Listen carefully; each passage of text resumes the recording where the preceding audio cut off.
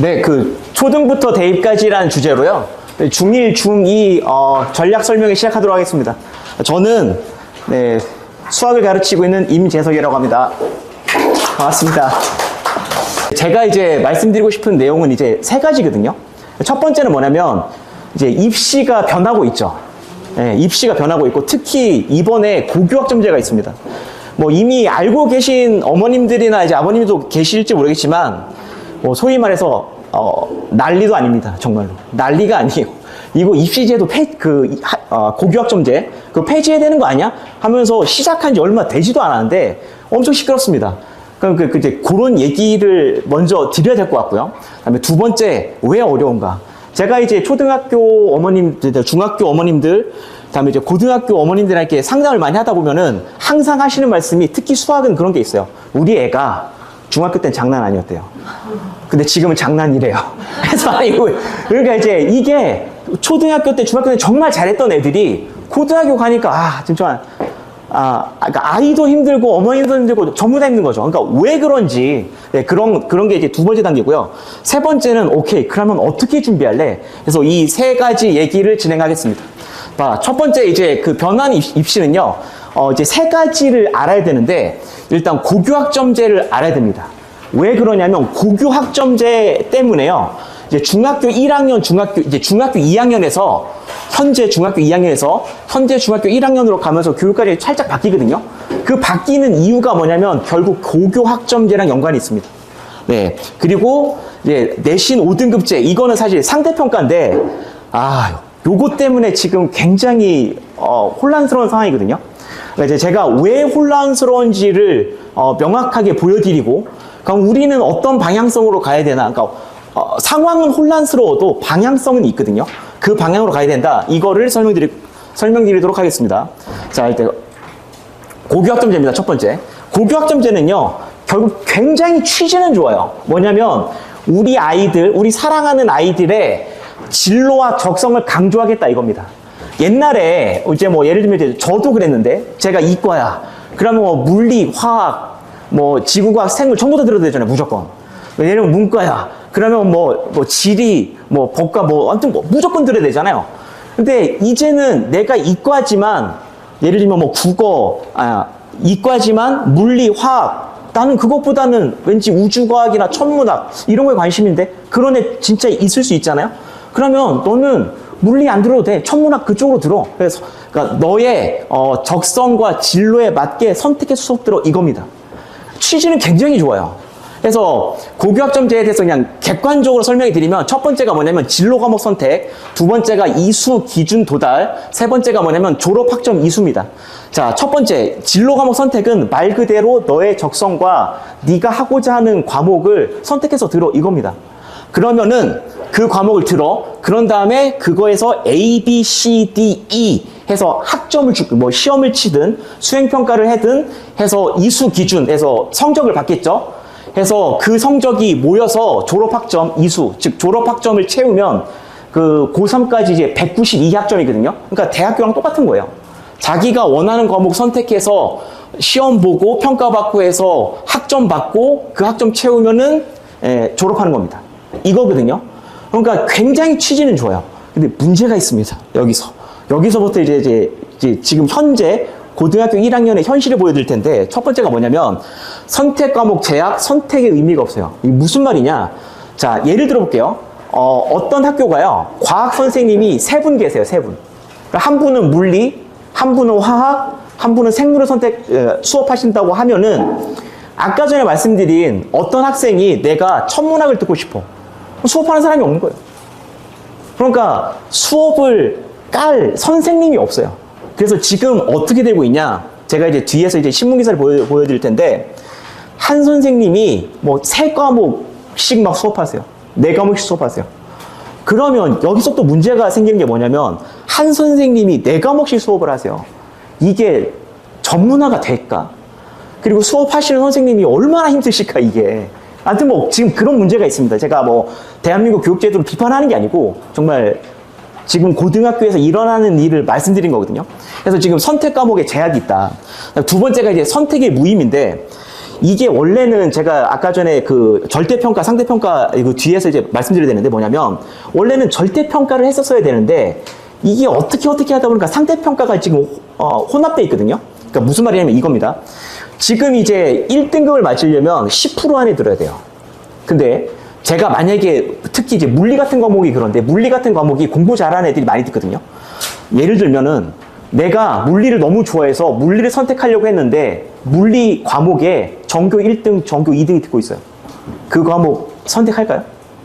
저는 선택 안 할 것 같거든요. 왜냐하면 상대평가니까 10% 안에 들어서 내가 1등급을 맞아야 되는데 전교 1등, 전교 2등이 듣고 있어요. 그러면 그 과목을 제가 선택하기 쉽지 않을 거예요. 결론은 뭐냐면 정말 진로와 적성에 따라서 과목을 선택해야 되는데 그게 아니고 대학 가기 쉬운 과목을 선택하는 거죠. 그리고 또 아까 전에 제가 뭐 천문학을 예로 들었는데 천문학이나 뭐 그런 과목은 아무래도 수강하는 인원이 적잖아요. 예를 들면 10명이 수강한다고 하면은 10%니까 그중 1명 1등급이거든요. 근데 예를 들면 많이 듣는 과목이 있잖아요. 뭐 예를 들면 화학이나 뭐 이런 것들. 이런 거 예를 들면 100명이 수강한다고 하면은 10%니까 10명이 1등급이잖아요. 그러면 제가 학생이라도 그냥 내 적성과 상관없이 인원수 많은 그 과목을 선택할 것 같거든요. 그래서 일단 첫 번째 뭐냐면 진로 과목 선택이 이런 것 때문에 지금 잘 안 되고 있습니다. 네. 그래서 두 번째, 이제 미수, 요건 이제 이수 기준 도달인데 이건 뭐냐면은 말 그대로 어떤 애가 어떤 과목을 선택을 했고 그 시험을 보고 뭐 출결 이런 걸 하는데 이 아이가 뭐 시험도 정말 말도 안 되게 보고 출결도 안 했어요. 그래서 이제 대학교로 따지면 F를 받은 겁니다. 네, 미수예요. 그러면은 이 미수자는 어떻게 해야 되냐면은 방과 후 수업이나 보충 수업을 통해서 그 과목을 무조건 이수해야 돼요. 그리고 이수해서 새로운 등급, 2등급을 받습니다. 그럼 여기서 문제가 뭐냐면 이거예요. 지금 역시 이제 학교 선생님들이 지금 이제 막 말 나오고 있는 건데 미수 학생에 대해서 방과 후 수업이나 보충 수업 할 시간이 없어요. 지금 수업할 선생님이 부족해서 한 선생님당 2과목, 3과목씩 수업하는데 이것까지 어떻게 해요? 그리고 학생들도 내가 미수를 했어. 그러면은 너 미수자니까 다시 수업 들어야 돼라고 강제해야 되잖아요. 그 강제할 수 있는 법안이 없어서 학생을 강제 못 한대요. 지금 그런 문제가 있어요, 지금. 네. 그리고 학생 입장에서는 예를 들면 내가 그때는 진짜 좀 공부를 안 했어. 인정해. 하지만 정신 차리고 다시 수강을 해서 열심히 시험을 쳤는데 2등급이에요. 그러니까 무슨 말이냐? 저희가 대학생 생각하시면 돼요. 내가 F학점을 맞았어. 근데 F학점을 맞아서 그 과목을 학점을 올리고 싶어서 다시 듣잖아요. 그러면 A, B를 맞아야 되는 게 목표지. F 맞아서 다시 수강했는데 무조건 학점 D예요. 그러면 그거를 듣고 싶을까요? 맞아요. 저는 안 듣고 싶을 것 같거든요. 그래서 어쨌든 지금 이런 문제가 있어요, 지금. 예, 지금 진로 과목 선택에서는 과목 제약과 선택의 무의미, 이수 기준 요 문제가 있고, 다음에 이제 아까 전에 말씀드렸지만 세 번째는 뭐냐면 지금 원래는 절대평가만 했었어야 돼요.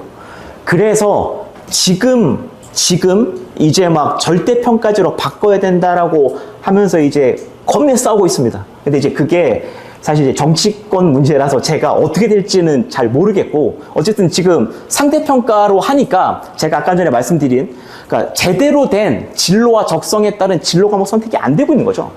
그래서 이거 안 된다, 이거 절대평가로 다 바꿔야 된다 해서 지금 최근 이제 절대평가로 바꾼다는 뭐 그런 말이 있습니다. 그래서 이제 결론적으로 뭐냐, 그래서 국어, 영어, 수학뿐만 아니라 통합과학, 통합사회까지 다 잘해야 됩니다. 저 잘해야 되는 이유는 저 뒤에서 제가 1등급 상위 10% 안에 드는 게 무슨 의미인지 보여드릴 텐데 그것 때문에 그렇습니다. 그래서 요거 일단 고교학점제는 뭐냐, 요겁니다. 요거 요 세 가지 내용을 알고 계시면 됩니다. 그러면 이게 우리 이제 중학교 1학년 기혼 학생들이지 않습니까?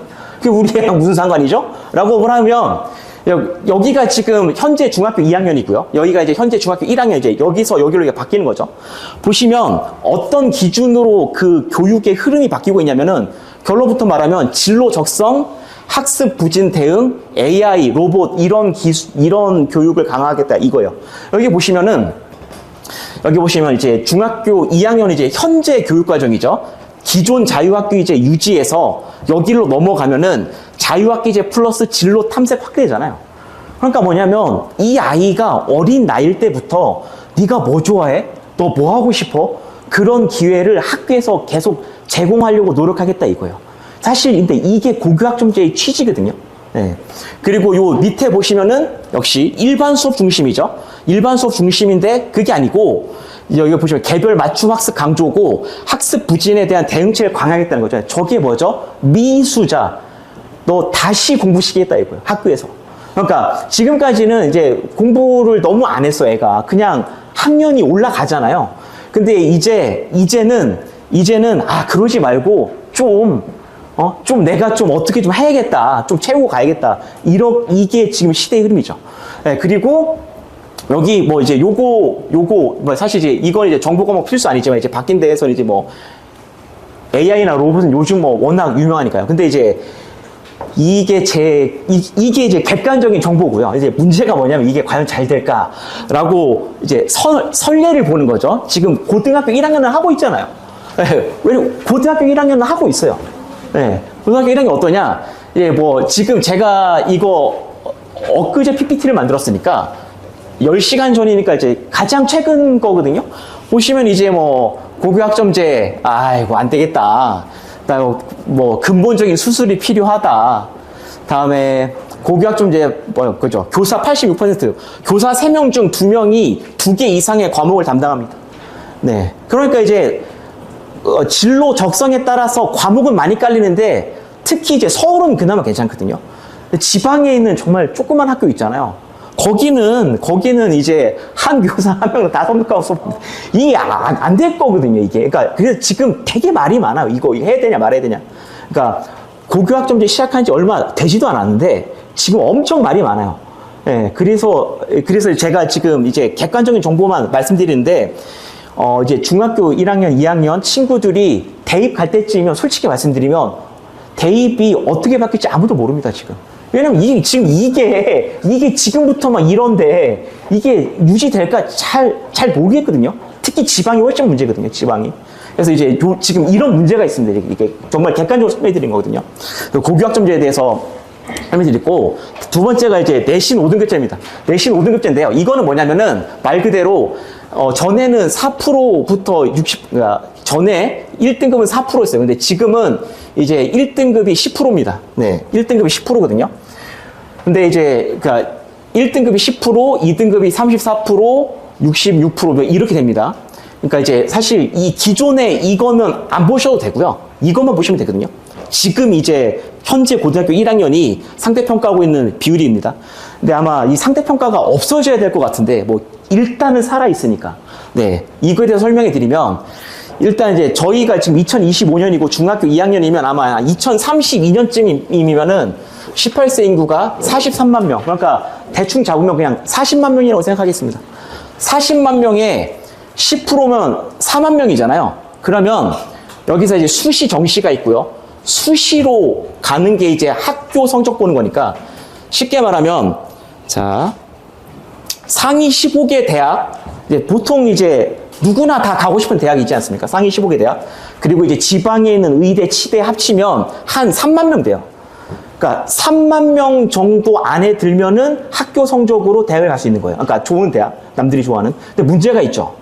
뭐냐? 40만 명이니까 1등급만 모아놔도 이미 3만 명을 넘어요. 그러니까 1등급이 별로 의미가 없어져요. 그래서 저 뒤에 보여드릴 텐데 요즘 상황이 어떠냐? 이미 알고 계신 어머님들도 다 있으시겠지만 강남의 상위권 애들이 자퇴를 겁내합니다. 왜냐하면 이제 한 학기 지났잖아요. 그 학교 시험을 봤어요. 1등급이 안 돼요. 자퇴하는 거예요. 수능, 올인. 예, 그래서 이제 아마 뭐 사실 이제 뭐 제가 하는 얘기보다 그냥 뭐 구글이나 그런 데서 한번 쳐보시면 나옵니다, 그냥. 네. 그래서 그 이유가 왜 그러냐? 이래서 그렇습니다. 그래서 뭐냐면, 그러니까 내신 1등급 옛날에 4% 때는요. 옛날 4% 시절에 내신 1등급은 정말 파워풀했거든요. 근데 지금 이제 바뀐 교육과정에서 내신 1등급은요. 그냥 택시 요금 같은 거예요. 그러니까 택시 기본 요금이에요. 그 정도는 해야 돼, 일단. 그리고서 4만 명이잖아요. 그러면 이제 역시 이제 대한민국이 이제 너무 서열화돼 있지 않습니까? 서울대, 연대, 고대 쭉 있잖아요. 그러면 그 4만 명에서 요거는 이제 뭐 의대는 더 쉽지 않죠. 뭐 아무튼 뭐 네. 그러니까 1등급 안에 들어야 됩니다. 이제 요거는 혹시 그 관심 있으신 어머님들은 의학 계열은 이제 0.75% 안에 들어야 되는 거고 약학 계열은 이제 1.7%. 그러니까 결국 1등급 안에 드는 건 기본값이다. 자, 그러면은 그래서 이제 그러면 이제 뭐냐? 4만 명이잖아요. 4만 명에 이미 너무 많아. 그럼 이제 대학에서는 다 1등급이야. 그럼 어떻게 학생을 선별하냐? 그러니까 이제 뭐죠? 1등급에다가 너 수능 최저 맞춰와. 수능 성적도 보는 거예요. 왜냐면 각 그 내신 1등급이 너무 많아요. 너무 많아. 그러니까 어떻게? 입시에서는 이제 공정성, 형평성이 제일 중요하니까 수능도 보는 거예요. 그리고 뭐죠? 여기 보시면 이제 서울대가 심층 면접을 강화하죠. 그러니까 뭐냐면 대학교에서 면접 보는 거. 면접을 쉽게 말하면 논술형 생각하시면 돼요. 그 학교에서 주는 문제를 풀고서 그 면접관 앞에서 발표하는 거거든요. 뭐 그런 식으로 진행되거든요. 면접. 다음에 이제 역시 뭐 보시면은 뭐 논술 수능 최저 반영, 그다음에 뭐 면접 확대. 그러니까 뭐냐면 내신으로 1등급이 너무 많아요, 이미. 그러니까 대학교 입장에서는 대학별 고사라고 하죠. 그걸로 또 학생을 선발할 수밖에 없는 거예요. 네, 이렇게 진행돼요. 그러다 보니까 이제 강남 아들이 자퇴하는 거죠. 어차피 1등급이어도 수능 봐야 되는 거구나. 그러면 애초에 그냥 수능에 올인하자. 이렇게 되는 거거든요, 지금. 그래서 지금 요게 지금 현재 입시 변화의 네, 가장 그 흐름이다. 근데 네, 이게 사실 객관적인 변화이다. 그러면 이제 두 번째 질문 들어가서 그러면 이제 중학교 때 공부 잘했던 애들이 고등학교 가서 너무 어려워하고 사실 이제 중학교 한 3학년 수학 되면은 진짜 어렵거든요. 그리고 이미 알고 계실까 모르겠지만 특별 학교를 연급해서 그렇지만 고덕중 같은 데 시험 진짜 어렵습니다. 제가 보기엔 왜 그렇게 내는지 모르겠거든요. 솔직히 진짜 어려워요. 고덕중 다음에 그러니까 이 지역이 이 강동구가 전반적으로 생활 수준이 올라가면서 시험이 어려워지고 있는 것 같아요. 정말 그렇거든요.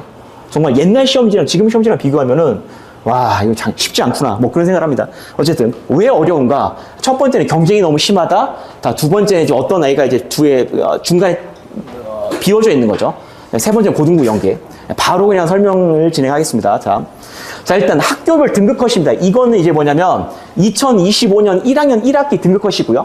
배재고, 광문고, 상일여고 이거는 직접 저희 1타 수학에서 수업하고 있는 학생들한테 물어보고 이제 통계를 낸 거니까 뭐 명확한 정보거든요. 자, 배재고 1등급 커트라인 100점입니다. 네. 1등급 커트라인 100점이에요. 하나 틀리면 안 돼요. 네. 다음에 광문고 1등급 커트라인 84입니다. 그러니까 그러면 23, 4문제 중에서 한 3개 틀려야 되는 거거든요. 네, 3개, 2개. 그러니까 점수 배점이 높으면 2개 틀려야 되는 거고. 상일여고는 30점 만점이거든요.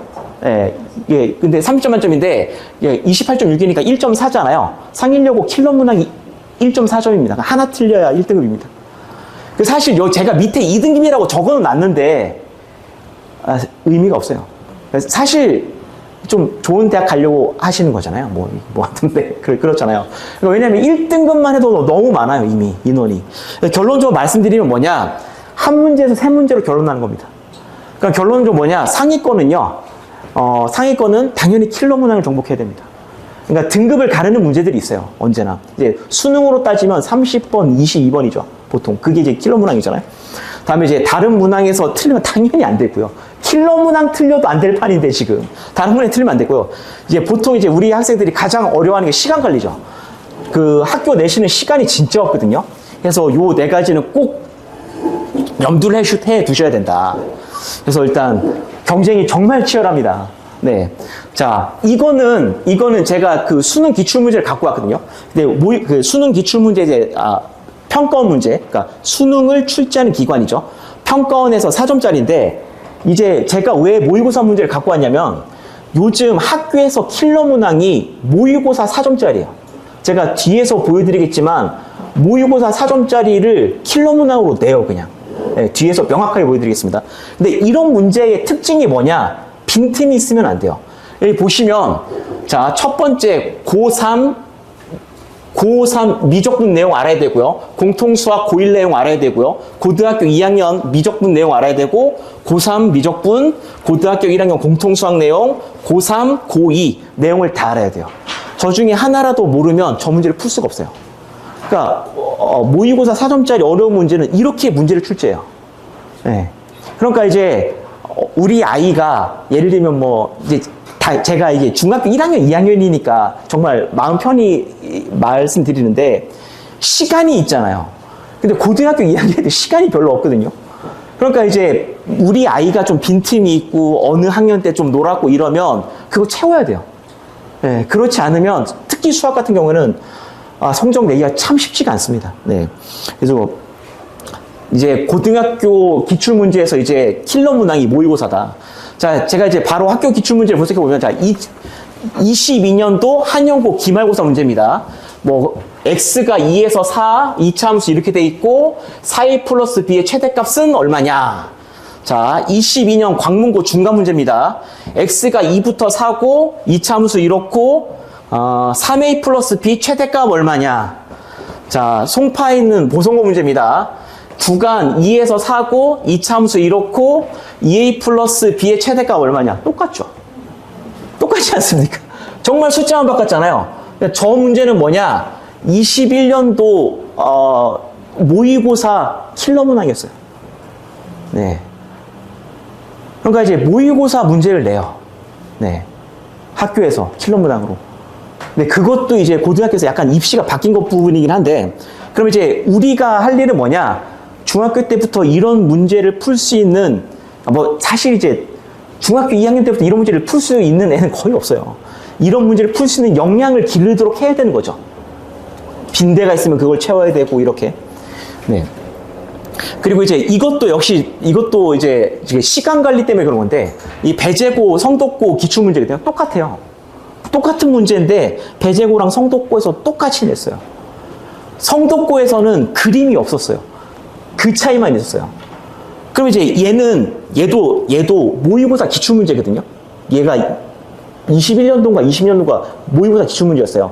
그러니까 당연히 출판사에서 풀이가 있겠죠. 만든 풀이가 있겠죠.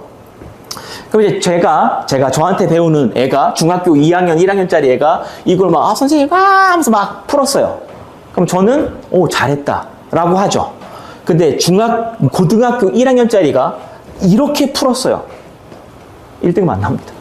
왜냐면 여기서부터 여기까지 풀이 쓰는데 시간이 전 한 4, 5분 걸릴 것 같거든요. 시간이 안 돼요. 네. 그러면 어떻게 해야 되냐? 네, 이렇게 풀면 안 됩니다. 고등학교 1학년은 이렇게 풀면 안 돼요.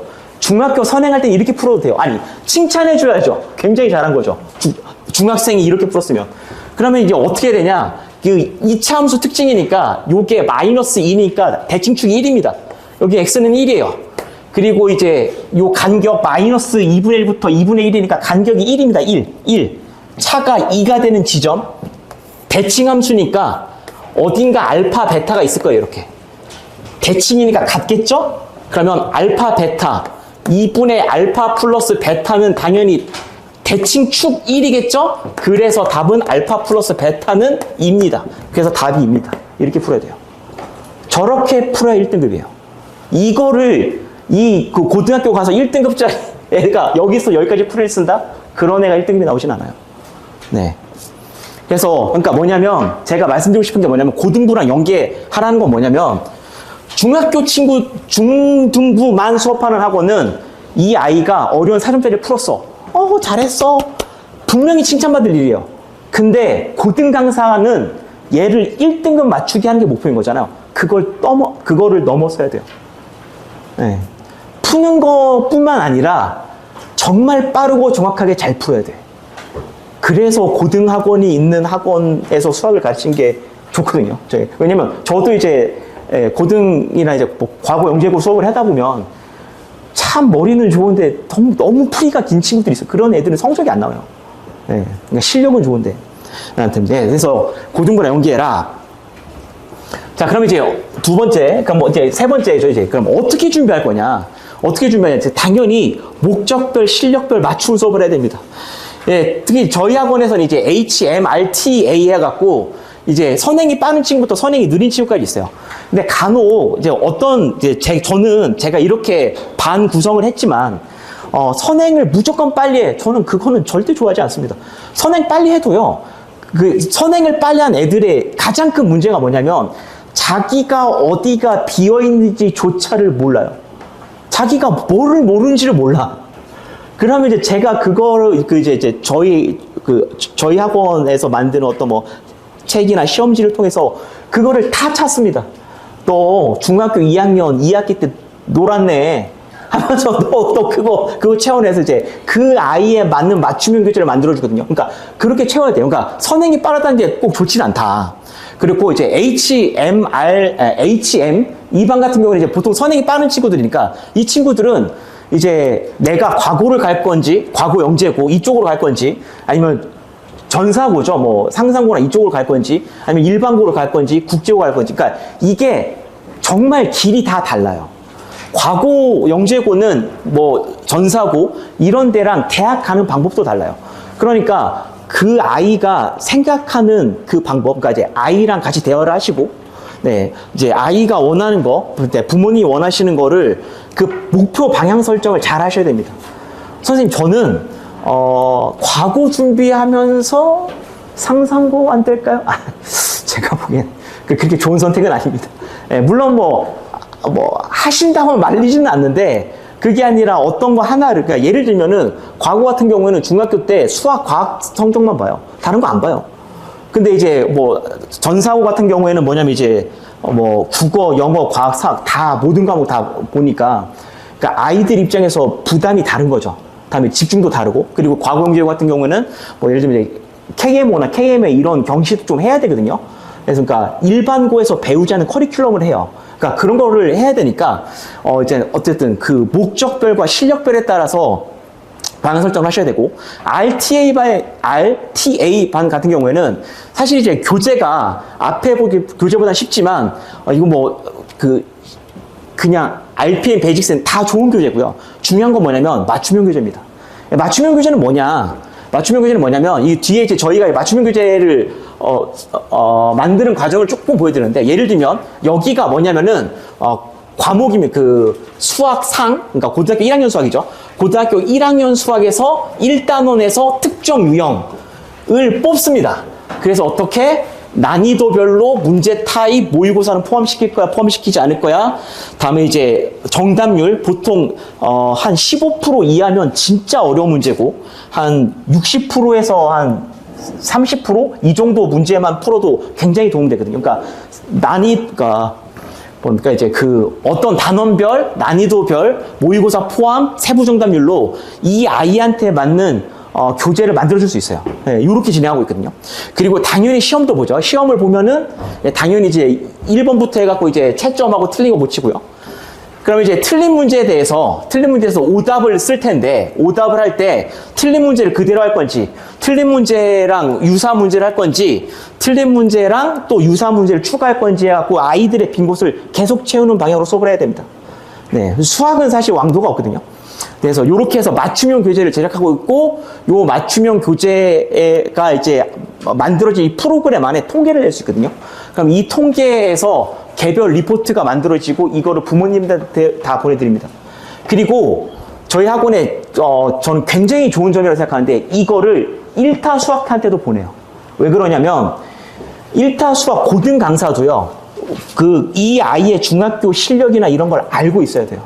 왜냐면은 중학교 수학 다니다가 고등학교 수학으로 이렇게 학원을 옮기거나 이러면 아무리 뛰어난 고등 강사라도 얘가 어디 비어있는지 정확하게 알려면 한 달은 걸립니다. 네. 그러니까 이제 이런 정보를 공개하고 있어요. 네. 우리 반 수준이나 우리 반 어떤 비어있는 곳 이런 것들.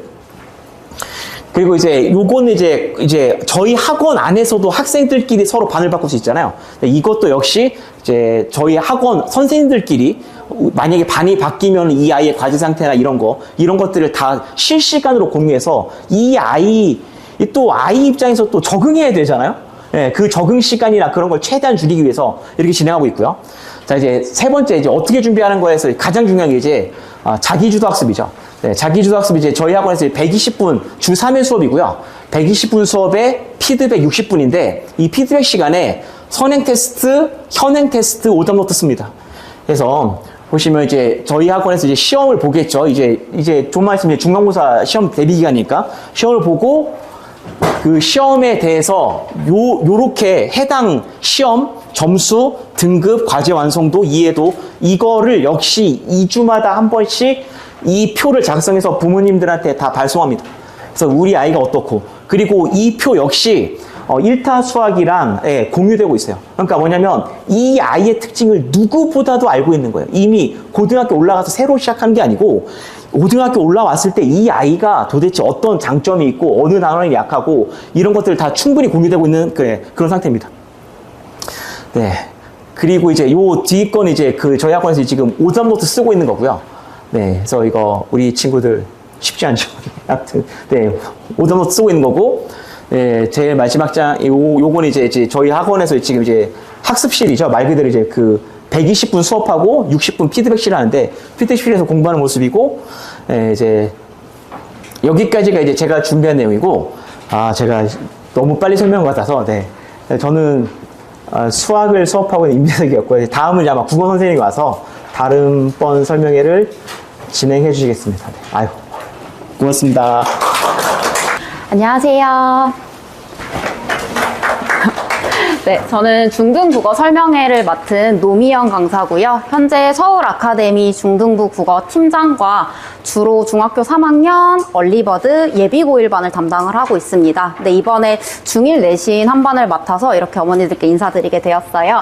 그래서 설명회 순서는 일단 개정 교육 과정 속에서 국어가 어떻게 달라졌는지, 그래서 우리 아이들에게 어떤 것들을 채워주셔야 하는지, 또 저희가 지금 운영하고 있는 반들을 소개를 드릴 거고요. 왜 서울 아카데미에서 국어를 시작을 해야 하는지, 그리고 아마 가장 관심 있으신 부분은 내신이겠죠. 그래서 내신 관리를 어떻게 하는지, 시간표 어떻게 있는지, 이 순서대로 설명을 드리겠습니다. 일단 개혁 교육 과정에서 뭐 학습 목표나 과목들이 많이 바뀌었지만 학생들이 실제로 피부로 느끼는 부분은 바로 등급제의 변화입니다. 그래서 내신이 기존 9등급제에서 현재 고1 학생들부터 5등급제로 변화가 되었는데요. 그래서 보시면 예전에 2등급 학생들이 1등급을 받게 되어 있고요. 4등급 중반 정도까지 2등급을 받게 되었습니다. 그래서 1등급이 많아져서 좋아 보일 수도 있지만 사실은 좀 변별력이 떨어지는 시험이 되겠죠. 그리고 고등부 선생님들 말씀을 들어보니까 실제로 학생들에게 이제는 1등급이 아니면 인서울 힘들다 이렇게까지 말씀을 하시더라고요. 그래서 많은 분들이 이제 수시랑 정시 둘 다 챙겨야 된다. 내신에서 원점수가 더 중요해질 거다. 생기부를 챙기는 것도 지금보다 훨씬 잘해야 된다. 많은 예측을 하시는데 사실 지금 고1 학생들이 입시를 진행을 한 건 아니라서 어머니들께서는 이 부분이 어떻게 진행되는지 확인을 하고 우리 친구들에게 그에 맞는 전략을 세워주셔야 합니다. 국어에서 가장 큰 변화는 기존의 선택 과목이었던 언어와 매체와 화작이 선택 과목이 폐지되었다는 거예요. 그래서 고등국어를 보시면 영역이 지금 문학, 시, 소설, 수필 같은 문학과 이 문학이 아닌 비문학, 독서 영역이 있고요. 언어와 매체에 문법이 들어있고 화작이라고 해서 말하기 쓰기 능력을 평가하는 영역이 있어요. 기존에는 학생들이 가장 힘들어하는 문법 영역이 선택 과목이었어요. 그래서 공부를 하다가 나는 문법 도저히 안 되겠다 하면 도망을 갈 수 있는 선택지가 있었거든요. 근데 지금 이제 현 고1부터는 그 선택 과목이 폐지가 되면서 문법이 선택 과목이 아닌 필수가 되었습니다. 이게 지금 학생들이 느끼는 가장 큰 변화예요. 그러면 중등 국어에서는 어떤 학습을 우리 학생들에게 시켜주어야 할까? 제가 크게 두 가지 선택을 가지고 왔는데 사실은 한 가지 선택이 더 있죠. 많은 학생들이 선택하고 싶어하는 국어는 나중에 한다. 그래서 실제로 영어는 안 배우면 못 읽겠고 수학은 어렵다고 하니까 초등학교부터 중학교까지 여기에 좀 학생들이 많이 몰두를 해요. 그리고 국어는 안 해도 읽을 수 있으니까 나중에 하면 되지 않을까라는 실제로 그런 상담도 제가 많이 하거든요. 근데 제가 대학교에서도 근무를 해봤고 지금도 주중에 낮에는 대학교에서 이제 출강을 하고 있는데 교수님들이랑 얘기를 해보면 대학교에서는 어떻게든 우리 대학에 맞는 가장 좋은 학생들을 선별을 하려고 혈안이 되어 있어요.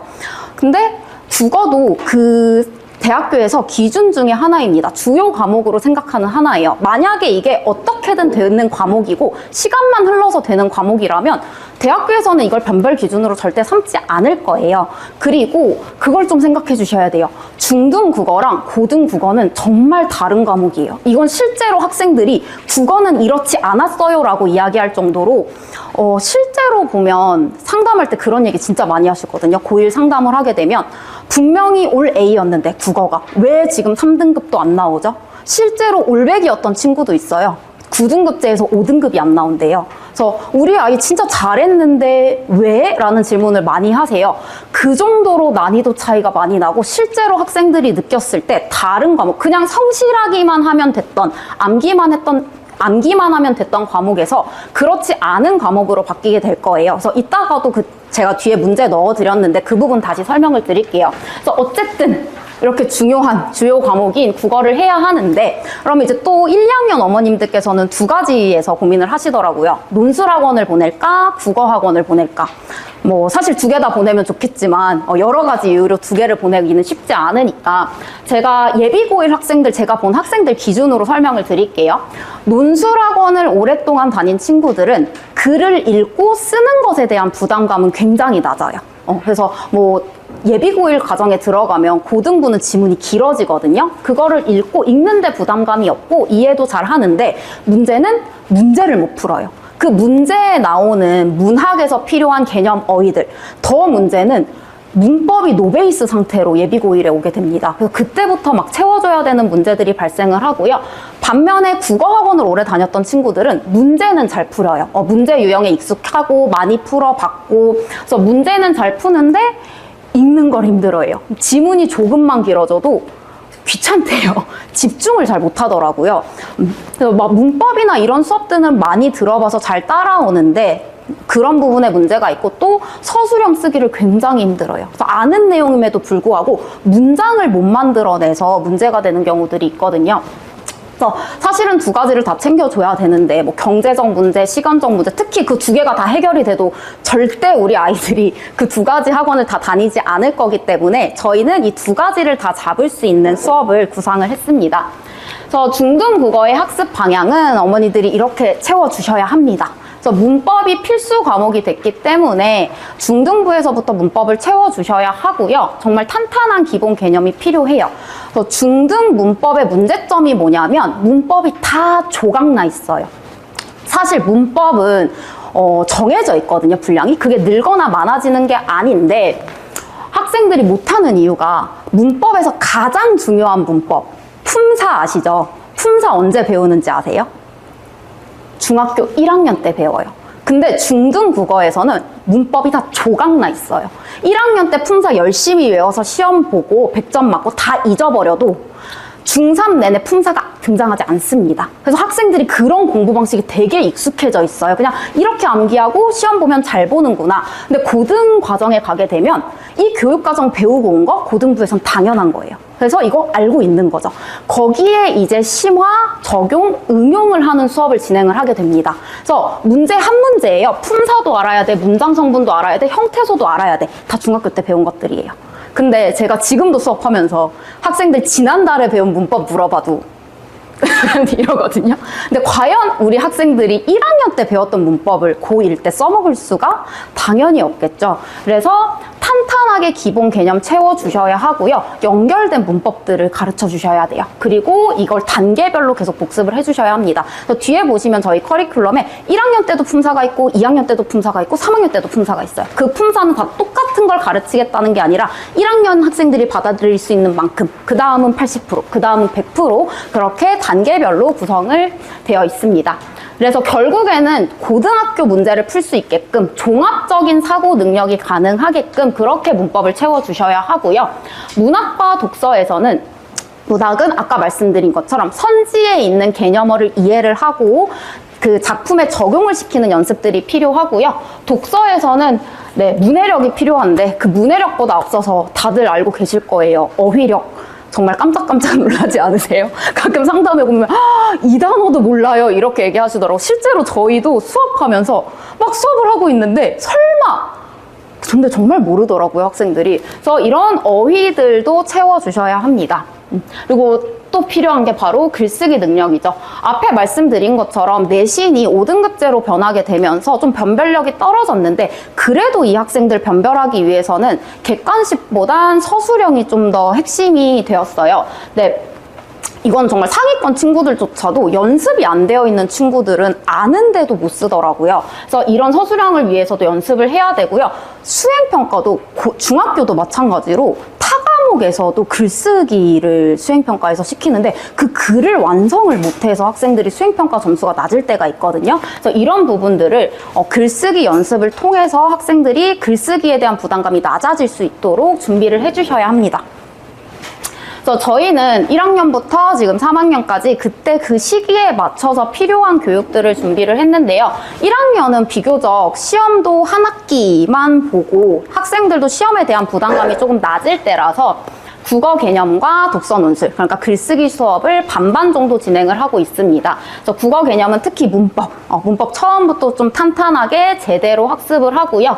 문학에서의 개념어 수업은 진짜 처음 듣는 것들이잖아요, 학생들이. 화자가 뭐야? 서술자가 뭐야? 좀 익숙해질 수 있는 수업들을 진행을 합니다.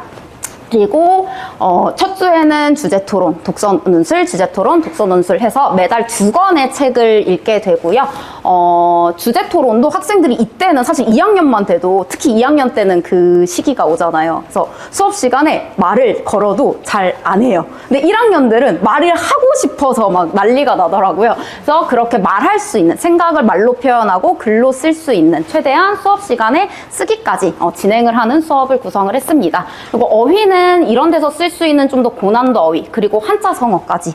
뭐 한자를 쓰는 수업은 안 하는데 어휘력에서 제가 느끼는 가장 큰 문제는 어휘를 모르는 것보다 모르는 어휘를 추론하려고 하지 않아요. 그냥 모르면 몰라요 이러고 그냥 넘어가 버려요. 근데 한자를 조금 알게 되면 그래도 추론할 수 있는 영역들이 넓어지거든요. 그래서 한자 성어 관련해서 학습시키고 매주 읽는 거 시험을 보고 있습니다. 그래서 여기에 맞춰서 뭐 시판 교재를 사용하기도 하고요. 필요할 때마다 자체 교재 그리고 주간지 이렇게 만들어서 매주 자체 교재랑 주간지는 거의 매주 배부가 되고 있어요. 2학년이 되면 확실히 학생들이 이제 시험에 대한 부담감이 많이 커지는 시기예요. 이제 본격적으로 시험을 본다고 생각을 하니까. 그래서 이때는 수업 시간에는 이러한 학생들에 맞춰서 국어 개념 위주의 수업을 하고요. 이때는 개념 플러스 내신의 적용. 그래서 내신 문제를 푼다거나 문학 같은 경우에는 대체적으로 중3의 제재까지 사용을 하는데 뭐 정규 시즌에는 좀 난이도가 낮은 고등 제재까지 사용을 하기도 합니다. 그리고 이제 독서논술 같은 경우는 그래도 2학년 때까지는 한 달에 한 권의 책은 읽어야 된다고 생각을 해서 실제로 정말 지금 예비고1 학생들을 보면 처음부터 이만큼의 지문도 끝까지 못 읽어내서 힘들어 하거든요. 그래서 이때 좀 한 권의 책을 호흡에 읽을 수 있는 연습들을 시켜줄 거고요. 이걸 가지고 내용 확인, 토론하는 수업들을 진행을 합니다. 그리고 보면 이제 쓰기가 원래는 수업 시간에 진행됐던 걸 과제로 진행을 해요. 그래서 시사독해 생각쓰기라고 되어 있는데 보통 뭐 기사문이나 아니면 내신 제재들을 가지고 생각을 쓰게끔 하는 과제를 배부를 합니다. 이것도 당연히 선생님이 이제 첨삭을 하실 건데 다짜고짜 생각을 쓰라고 하면 진짜 정말 실제로 저는 생각이 없습니다. 네, 이렇게 써서 내는 친구들이 있어요. 생각이 없는데 뭐 어떡해요? 이렇게 얘기를 하더라고요. 그래서 처음에는 이제 주제문 찾기, 주제문을 가지고 다시 재구성해보기, 요약하기, 생각쓰기 이런 단계별로 학생들이 쓰기에 대한 부담감을 낮춰줄 수 있는 수업들을 진행을 하게 됩니다. 그래서 거기에 맞춰서 자체 교재와 주간지가 배부가 될 거고요. 3학년 같은 경우는 이제 완전히 국어 학원다운 수업을 하게 되는데 이때 국어 개념은 중등부가 아니라 이제 고등부. 그래서 제재들도 다 고등부를 사용을 할 거예요. 그래서 중2 때까지 최대한 중학교 내용들을 좀 많이 학습할 수 있게 도와주고 중3 때부터는 본격적으로 고등 선행이 들어가게 됩니다. 그래서 이렇게 중1부터 중3까지 저희가 수업이 구성이 되어 있는데 사실 아까 말씀드린 것처럼 중등부랑 고등부의 그 국어 내신을 기준으로 했을 때 난이도 차이가 정말 어마어마하게 나요. 그래서 중등부에서 내신 시험을 잘 보는 건 정말 고등부에서 이 학생이 잘할 수 있을까요? 몰라요. 알 수가 없어요. 정말 그 정도로 차이가 나기 때문에. 근데 최근에 좀 학생들 분위기가 내신만 할래요. 이런 친구들이 많더라고요. 근데 사실은 정말 고등부를 위한 국어 성적, 국어 실력이 향상하는 건 여름, 겨울, 그리고 감기. 감기라는 건 시험 중간중간에 있는 3, 4주거든요. 근데 학생들이 여름, 겨울은 잘 오는데 꼭 그 1, 2학년들은 감기 때 쉬어야 한다고, 이때 쉬어야만 한다고 하더라고요. 그래서 저희가 학생들을 설득하기 위해서 이 시기에는 특강을 진행을 합니다. 그래서 학생들이 힘들어하는 고전문학 읽어보자, 아니면 비문학, 네, 문학 특강 같은 거. 그래서 실제로 이번에 좀 해서 학생들 좀 설득을 해냈거든요. 그래서 이런 식으로 네, 진행이 됩니다. 그리고 저희가 저희 학원에만 있는 조금 독특한 컨셉의 반이 있는데 바로 네, 얼리버드 반입니다. 이 얼리버드 반은요 1학년부터 3학년까지 학년 구분 없이 고등부의 수업을 듣는 학생들이에요. 이 반이 개설된 이유가 실제 어떤 학원에서 중1까지 학생들을 데리고 고3 제재로 수업을 했더라고요. 근데 문제는 중2부터는 반이 없대요. 그러니까 그런 친구들이 정규반에 오면 제재가 너무 쉬운 거예요. 그리고 또 벌써 이제 외고를 가고 싶다 이런 친구들이 외고를 가서도 나는 좀 상위권을 유지를 하고 싶은데 그런 목적을 가지고 만들어진 반입니다. 그래서 이 반 같은 경우에는 그냥 고등부 수업을 진행하면 된다고 생각해요. 그래서 좀 친절한 예비고일 수업. 제가 친절하다고 표현을 하는 건 확실히 문법이나 문학 개념어는 없어요. 친구들이 배운 적이 없으니까. 그래서 이런 부분에 대한 설명은 중등부처럼 하되 모든 제재는 고등부의 내용을 사용을 합니다. 그래서 이 반에 들어오시려면 일단 입반 테스트 진행을 해서 70점 이상의 학생들만 지금 수업을 진행을 하고 있고요. 합격을 했든 안 했든 결과 분석지가 제공이 됩니다. 그리고 이걸 가지고 우리 학생에게 채워주셔야 하는 부분, 지금 이 학생이 잘하고 있는 부분에 대한 상담이 진행이 되고 이 반이 오픈반이라서 입반이 결정되면 언제든지 들어올 수 있어요. 그래서 그동안의 진도에 혹시 이 학생이 부족한 부분이 있다면 개별 맞춤 클리닉이 진행이 됩니다. 이 반을 설명을 하면 학생들도 그렇게 얘기하더라고요. 그럼 잘하는 애들은 다 얼리버드 반에 있고 정규반은 다 못하는 반이에요? 아니에요. 목적이 다른 반이에요. 그래서 제가 학생들한테도 어머니들한테도 말씀드리는 게 우리 학생한테 뭐가 필요한지를 고민을 해주셔야 돼요. 그래서 이 반이 필요한 학생들한테는 이 반을 추천을 해주고요. 실제로 모의고사 시험 봤을 때 가장 높은 점수를 받는 학생이 정규반에 있어요. 그 친구는 왜 얼리버드 반을 안 오냐면 글쓰기가 자기가 너무 부족하대요. 그래서 글쓰기, 읽기를 자기는 많이 해야 될 것 같대요. 그래서 그런 친구는 당연히 정규반에서 수업을 듣는 게 맞습니다. 그래서 물론 이 반은 수업을 들어야 돼서 입반 테스트를 따로 보긴 하지만 그렇다고 정규반은 못하는 반이에요. 이거는 절대 아니라는 거 네, 다시 한번 말씀을 드리고요. 얼리버드 과정은 중1 여름부터 중3 여름에 이제 예비고일 들어가기 전까지 2년 과정으로 되어 있고 네, 언제 들어와도 상관은 없습니다. 그러면 중등 국어를 해야겠는데 이 많은 학원 중에서 왜 서울 아카데미에서 시작을 해야 하는가? 저는 일단 4가지 포인트를 잡았어요. 그 중에서도 가장 제가 자신 있게 말씀드릴 수 있는 건 네. 강사진의 실력과 저희의 연계라고 말씀드릴 수 있을 것 같아요.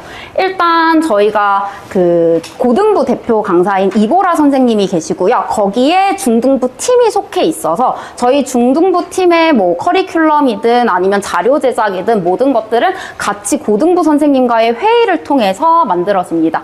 왜요? 너무 달라서 갑자기 어머니들이 서로 막 쳐다보시는데 전데 너무 다른가요? 네. 그래서 지금 이보라 선생님은 중등부에서 이제 예비 고1 수업하고 얼리버드 네, 담임을 하고 있고요. 저는 아까 말씀드린 것처럼 중3 수업, 예비 고1 수업, 얼리버드 수업 주로 하고 민초원 선생님이 중1, 2 전임을 하고 계신데 일단은 다 고등부 수업을 경험을 해봤습니다. 그래서 저도 마찬가지로 조금 오래되긴 했는데 고3 수업까지 경험이 있고요. 민초원 선생님 같은 경우에도 작년까지 고3을 교육을 했었어요. 그래서 중등부만 할 수 있는 선생님들이 아니라 고등부까지 할 수 있는 선생님들이 지금 중등부 수업을 맡고 있는 거고요. 그리고 진짜 어느 학원에도 없을 거예요. 중등부랑 고등부가 이렇게까지 연계가 되어 있는 학원은. 그래서 보통은 제가 경험한 학원이나 대부분의 학원들이 중등부랑 고등부가 나눠져 있어요. 회의도 따로, 커리큘럼도 따로, 자료 제작도 따로. 근데 저희는 이제 함께 하면서 뭐가 강점이냐면 이렇게 따로 되어 있을 때는 제재 같은 게 겹쳐요. 그래서 학생들이 막 답을 외우고 있는 제재를 사용을 한다거나 아니면 중등부에서 안 했는데 고등 선생님은 당연히 했을 거라고 생각을 한다거나 반대로 고등부에서 너무 중요한데 중등부 내신에 안 나오니까 중등부에서는 다루지 않는 이게 다 저희가 회의하면서 나온 문제점들이거든요. 그래서 이런 문제점들을 보완을 해서 중1부터 고3까지 고려한 커리큘럼을 운영을 하고 있습니다. 그래서 이게 진짜 어느 학원에도 없는 강점이라고 생각을 하고요.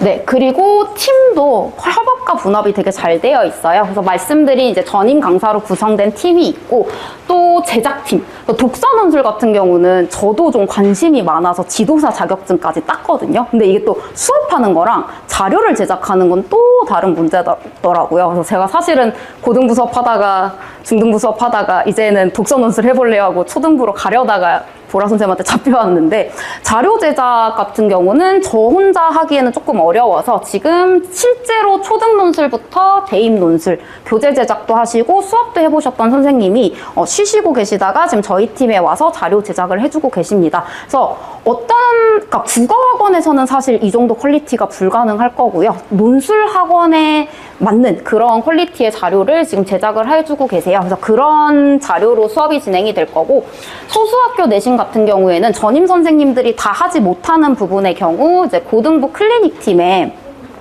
실제로 수업을 하시다가 클리닉 하고 계신 선생님들이 도와서 같이 진행을 하고 있습니다. 그리고 관리 체계는 저희가 정규반이나 내신반이라 지금 비슷하게 진행이 되고 있어요. 그래서 사실 중등부는 수업력도 너무 중요한데 절반은 관리라고 생각을 하거든요. 그래서 관리가 어떻게 진행이 되냐면 일단 학원에 오게 되면 전주차 리마인드 테스트를 진행을 하고요. 그래서 이 부분에서 어떤 부분이 부족한지 파악을 하게 됩니다. 그리고 수업을 하고 수업 후에 그 진도에 문제가 없을 경우에는 바로 테스트를 봐요. 그래서 저 같은 경우는 이제 OX 문제를 많이 보는데 간단하게 아까 1, 2학년 민초환 선생님 같은 경우는 골든벨을 하시더라고요. 그래서 전 3학년 수업 주로 하니까 그게 돼? 애들이 참여해? 이랬는데 진짜 열심히 참여해요. 1, 2학년 애들이 목숨 걸고 참여하더라고요. 그래서 이렇게 다양한 방식으로 학생들이 좀 참여할 수 있는 바로 복습 테스트가 있고요. 그리고 과제로 확인을 하게 되고 또 정말 숙제 안 하는 친구들, 테스트 계속 불합격인 친구들, 특히 어휘 같은 경우는 지속적으로 공부를 안 해오는 친구들이 있어요. 그런 친구들 같은 경우에는 남아서 다 할 때까지. 특히 내신 같은 경우는 사실 중등 내신은 정말 수업 열심히 듣고 성실하게 숙제를 하면 점수가 나와야 되거든요. 대부분 안 나오는 이유가 숙제를 대충 해서 그래요. 그냥 숙제를 정말 발로 해서. 그래서 그런 부분들을 막고자 그런 친구들 같은 경우는 수업 후에 남겨서 진행을 합니다. 만약에 수업 후에 스케줄이 안 되면 주중에 다 해결하는 걸로 주중에 불러서 그렇게 클리닉을 진행을 하고 있고 이렇게 진행이 되면 학부모님들께 테스트 점수 그리고 이 학생 태도 그리고 과제 했는지 뭐가 부족하고 어떻게 클리닉 진행을 했는지 이런 부분들이 안내 문자로 나가서 어머님들께서 다 확인을 해보실 수 있게 되어 있습니다. 내신 시간표는요. 일단 중1, 중2, 중3 모두 다음 주 8월 30일, 31일 토요일, 일요일에 개강을 하고요. 총 4회 정규 수업이 진행된 다음에 직전 보충, 시험 전날 수업이 1회 더 진행이 됩니다. 저희가 내신은 지금 본교재로 자습서를 사용을 하고 있어요. 학교별 그 출판사에 맞는. 그래서 자습서를 사용을 하는 이유는 실제로 자습서나 평가 문제집에서 좀 변형된 문제들이 시험에 많이 출제돼요. 특히 지금 개정되고 1학년 같은 경우는 지금 첫 해기 때문에 뭔가 실험적인 문제들보다는 기본적인 문제들이 많이 나올 거라서 이렇게 자습서를 사용을 하고 있고요. 과제집은 이제 필요에 따라서 저희가 과제집 구성은 이따가 뒤에 더 있거든요. 그때 더 자세하게 설명드릴게요. 당연히 진도는 학교별 맞춤 학교 진도에 맞춰서 시험 범위에 맞춰서 맞춤 진도가 진행이 되고요. 테스트 역시 뭐 서술형이 중요한 학교, 단답형이 중요한 학교, 아니면 뭐 시험 문제가 어려운 학교 이렇게 맞춰서 테스트를 진행을 합니다. 그리고 정규반 같은 경우는 지금 2학기 때 시험이 없는 학교들이 아까 그 말씀드렸던 책 읽고 글 쓰고 문법 수업을 하는 진행이 수요일에 수업이 있습니다. 2학년도 전체적인 구성은 동일하고요. 고덕중 2학년 같은 경우는 학생들이 조금 많아서 지금 토요일 오전반하고 일요일 오후반 두 반이 개설이 되어 있어요. 그래서 2학년, 3학년 같은 경우는 조금 교육과정이 이제 끝이다 보니까 실제로 원래는 외부 작품들이 거의 출제가 안 됐던 학교들조차도 지금 외부 작품을 넣고 아마 작년 1학년, 그러니까 지금 2학년 부모님들께서는 아실 수도 있을 건데 1학년인데 막 외부 작품이 나오기도 하고 그랬다고 하더라고요. 그래서 네, 그런 부분들까지 감안을 해서 수업을 진행을 합니다. 3학년 같은 경우는 지금 좀 올해 분위기가 내신이 중요하지 않다 이런 분위기가 형성이 돼서 좀 독특하게 진행이 돼요. 그래서 혹시 관심이 있으시면 네, 연락처 남겨주시면 제가 상담 전화 드리도록 하겠습니다. 그래서 내신 대비 과제집은 1, 2, 3학년 모두 동일합니다. 그래서 처음에는 어휘 정리. 내신 어휘면 그렇게 어렵지 않다고 생각을 했는데 진행을 해보다 보니까 보통 한 문제에서 진짜 심각한 학교는 4문제도 나오거든요. 어휘 문제가. 근데 진짜 그냥 의미를 물어보는 것인데도 틀려서 와요. 그래서 매주 어휘 정리할 수 있게끔 정리가 되어 있고 그 진도에 맞춰서 복습할 수 있는 거. 그리고 서술형이 없는 학교들도 있어요. 그래서 학생들이 고등부 올라가서 서술형을 굉장히 힘들어하는 거거든요. 그래서 서술형 연습도 일단은 다 넣어놓고 제가 어떻게든 2주 정도까지는 시킵니다. 2주 넘어가면 학생들이 이제 반항을 시작해서 2주까지는 무조건 써야 된다. 서술형 없어도 해봐야 된다 해서 서술형 연습도 시키고 기출문제는 지금 좀 다양한 방법으로 활용을 하고 있습니다. 그래서 결국에 말씀드리고 싶은 포인트는요. 중등 국어는 고등부를 목표로 진행이 돼야 한다는 겁니다. 그래서 보시면 이거 실제로 이 근처 학교의 중등부, 고등부 기출 문제인데 의문이라는 같은 문법을 목표로 하고 있어요. 근데 문제 어머니들 딱 보셔도 중등 문법 문제는 그냥 외워서 풀면 돼요. 근데 고등부 문제는 암기로는 절대 되지 않습니다. 그래서 너무 안타까운 일들이 발생해요.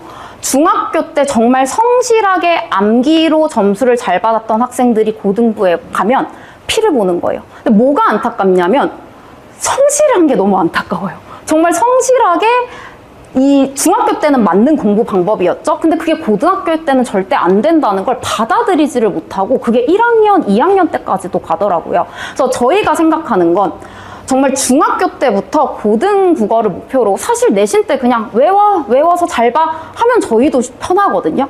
근데 진짜 너무 안타까워요. 열심히 하고 성실했던 친구들이 결국 고등부에 가서 그걸 너무 힘들어하는 모습들을 많이 보다 보니까 그래서 중학교 수업에서도 저희는 암기해라 지향합니다. 고등 국어를 목표로 학생들을 이렇게 관리하고 수업을 진행해 나가고 있습니다. 그래서 더 궁금하신 점이나 문의사항이 있으시면 연락처 남겨주시면 제가 상담 전화를 드리고요. 지금까지 잘 들어주셔서 감사합니다. 안녕하십니까. 저는 서울아카데미학원에서 과학을 담당하고 있는 노영섭이라고 합니다. 반갑습니다.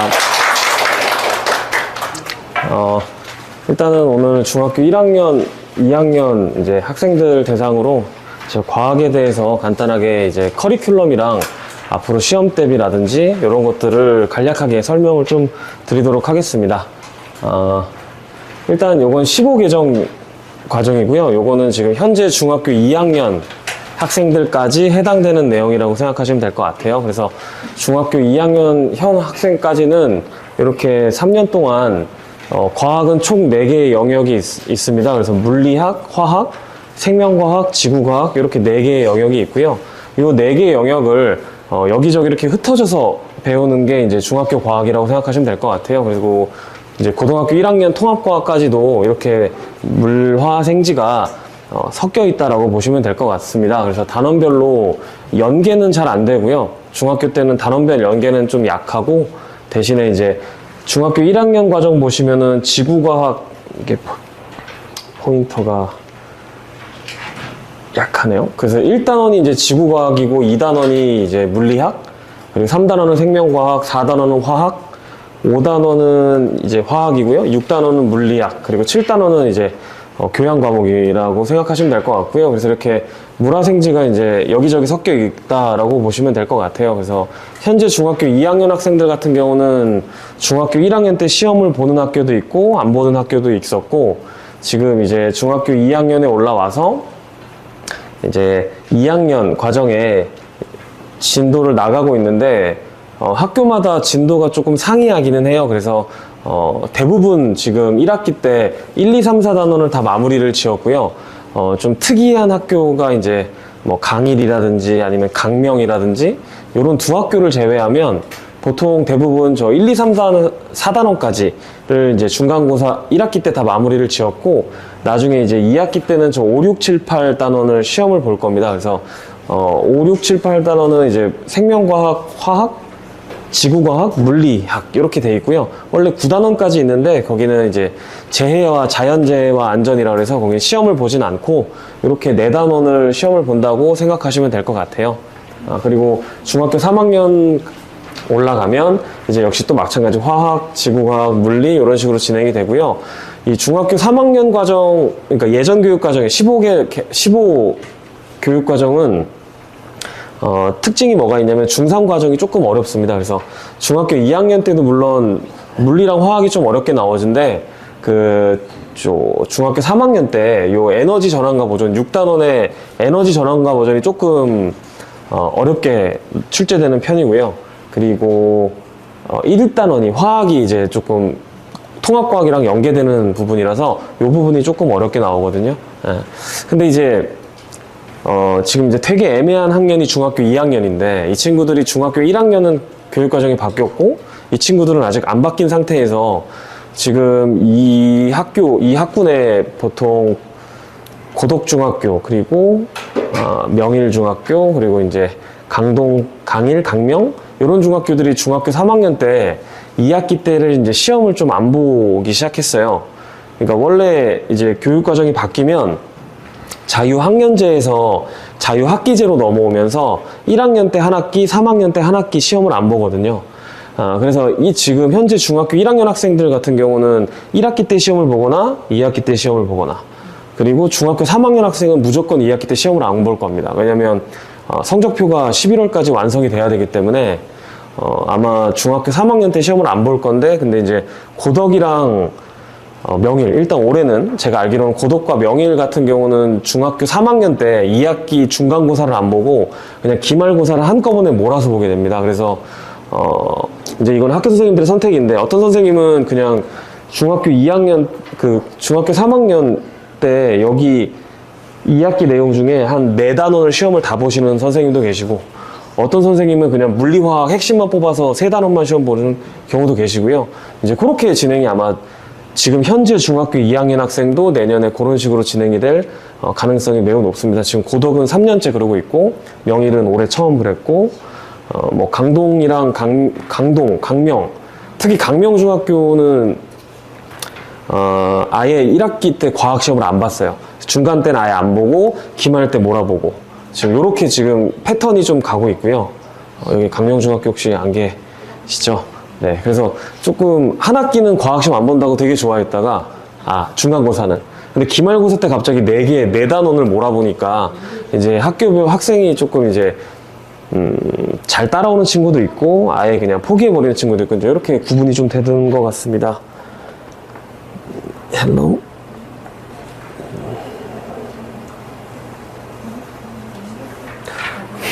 보기가 켜져 있네. 자, 그래서 이렇게 현 중학교 2학년은 이렇게 진행이 되고요.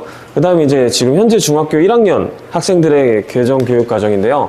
단원 배치도 조금 달라졌습니다. 그래서 예전에는 중학교 1학년 때부터 서서히 좀 어려워지는 느낌이 강하게 들었다면, 이제 현 중학교 1학년 개정 교육 과정 학생들은 약간 고등학교 1학년 통합과학에 근접한 내용들이 중3 쪽으로 많이 치우쳤다고 보시면 될 것 같아요. 그래서 뭐 앞에랑 뒤랑 이렇게 막 비교 보시면 알겠지만 제가 그렇게 만들려고 했는데 실패해가지고 일단은 크게 바뀐 내용은 아까 얘기 들었던 자연재해와 안전이랑 과학과 나의 미래가 그 3학년 2학기 저 뒤로 다 넘어갔어요. 그러니까 시험 안 보는 3학년 2학기 때. 그리고 3학년 1학기 때 이제 여기 앞에 4단원이요. 저게 통합과학에 그대로 다시 나옵니다. 그래서 여기를 3학년으로 좀 몰아놨고요. 그리고 중학교 2학년 때 보시면, 이 물질의 특성이랑 물질의 구성 두 가지인데, 물질의 특성은 성질에 대한 얘기고, 물질의 구성은 이제 학생들이 어려워하는 원자, 분자, 이온, 화학에 대한, 기초에 대한 내용이라서, 원래는 구성을 위에 올려가지고 중학교 2학년 처음 올라가서 시험 볼 때 되게 힘들었던 걸 이제 4단원으로 내려서 아마 저기를 전기랑 같이 해서 2학기 때 볼 생각인 것 같아요. 근데 이제 뭐 어디까지는 학교 선생님들이 본인이 원하는 대로 시험을 보기 때문에 어떻게 될지는 내년에 가봐야 알겠지만 일단은 그래도 어려운 걸 좀 교육부에서는 뒤로 밀어줬다라는 생각이 좀 드는 개정 교육 과정입니다. 그리고 이제 중학교 1학년 때, 지금 현재 중학교 1학년 과정에서는 굉장히 화학이랑 물리의 기초적인 내용들을 베이스로 깔아놓고, 그리고 나머지는 이제 다 위로 올렸다고 보시면 될 것 같아요. 그래서 이렇게 22 개정 교육 과정이 현재 이렇게 진행이 될 거고요. 그리고 혹시나 궁금하신다면, 아직은 그래도 중학교 1학년 학생이라면 조금은 먼 미래지만, 요게 이제 현재 고등학교 1학년 학생들이 지금 시작하고 있는 22 개정 교육과정 고등과정입니다. 그래서 여기서 가장 큰 변화점은 일단 예전 교육과정이랑 똑같이 통합과학을 1학년 때 모두 다 같이 하는 건 똑같은 내용인데, 예전에는 고등학교 2학년, 3학년 때 고등학교 2학년 통째로 물리학 1을 배웠고, 선택과목, 원과목을 배웠고, 그 다음에 고등학교 3학년 때는 절대평가로 2과목을 배웠었거든요. 그러니까 절대평가는 그냥 일정 점수 넘어가면 다 패스가 뜨는 과목인데, 그 물원화원, 물리로 얘기를 드리면 물원화원 2과목을 3개로 쪼개놨어요. 그래서 6개월씩 3개로 쪼개서 1학기, 2학기, 고등학교 3학년 1학기까지 해서 3학기 동안 물리 영역은 물리학, 역학에너지, 전자기와 양자, 이렇게 3개 중에 적어도 하나 내지 2개를 선택하게끔.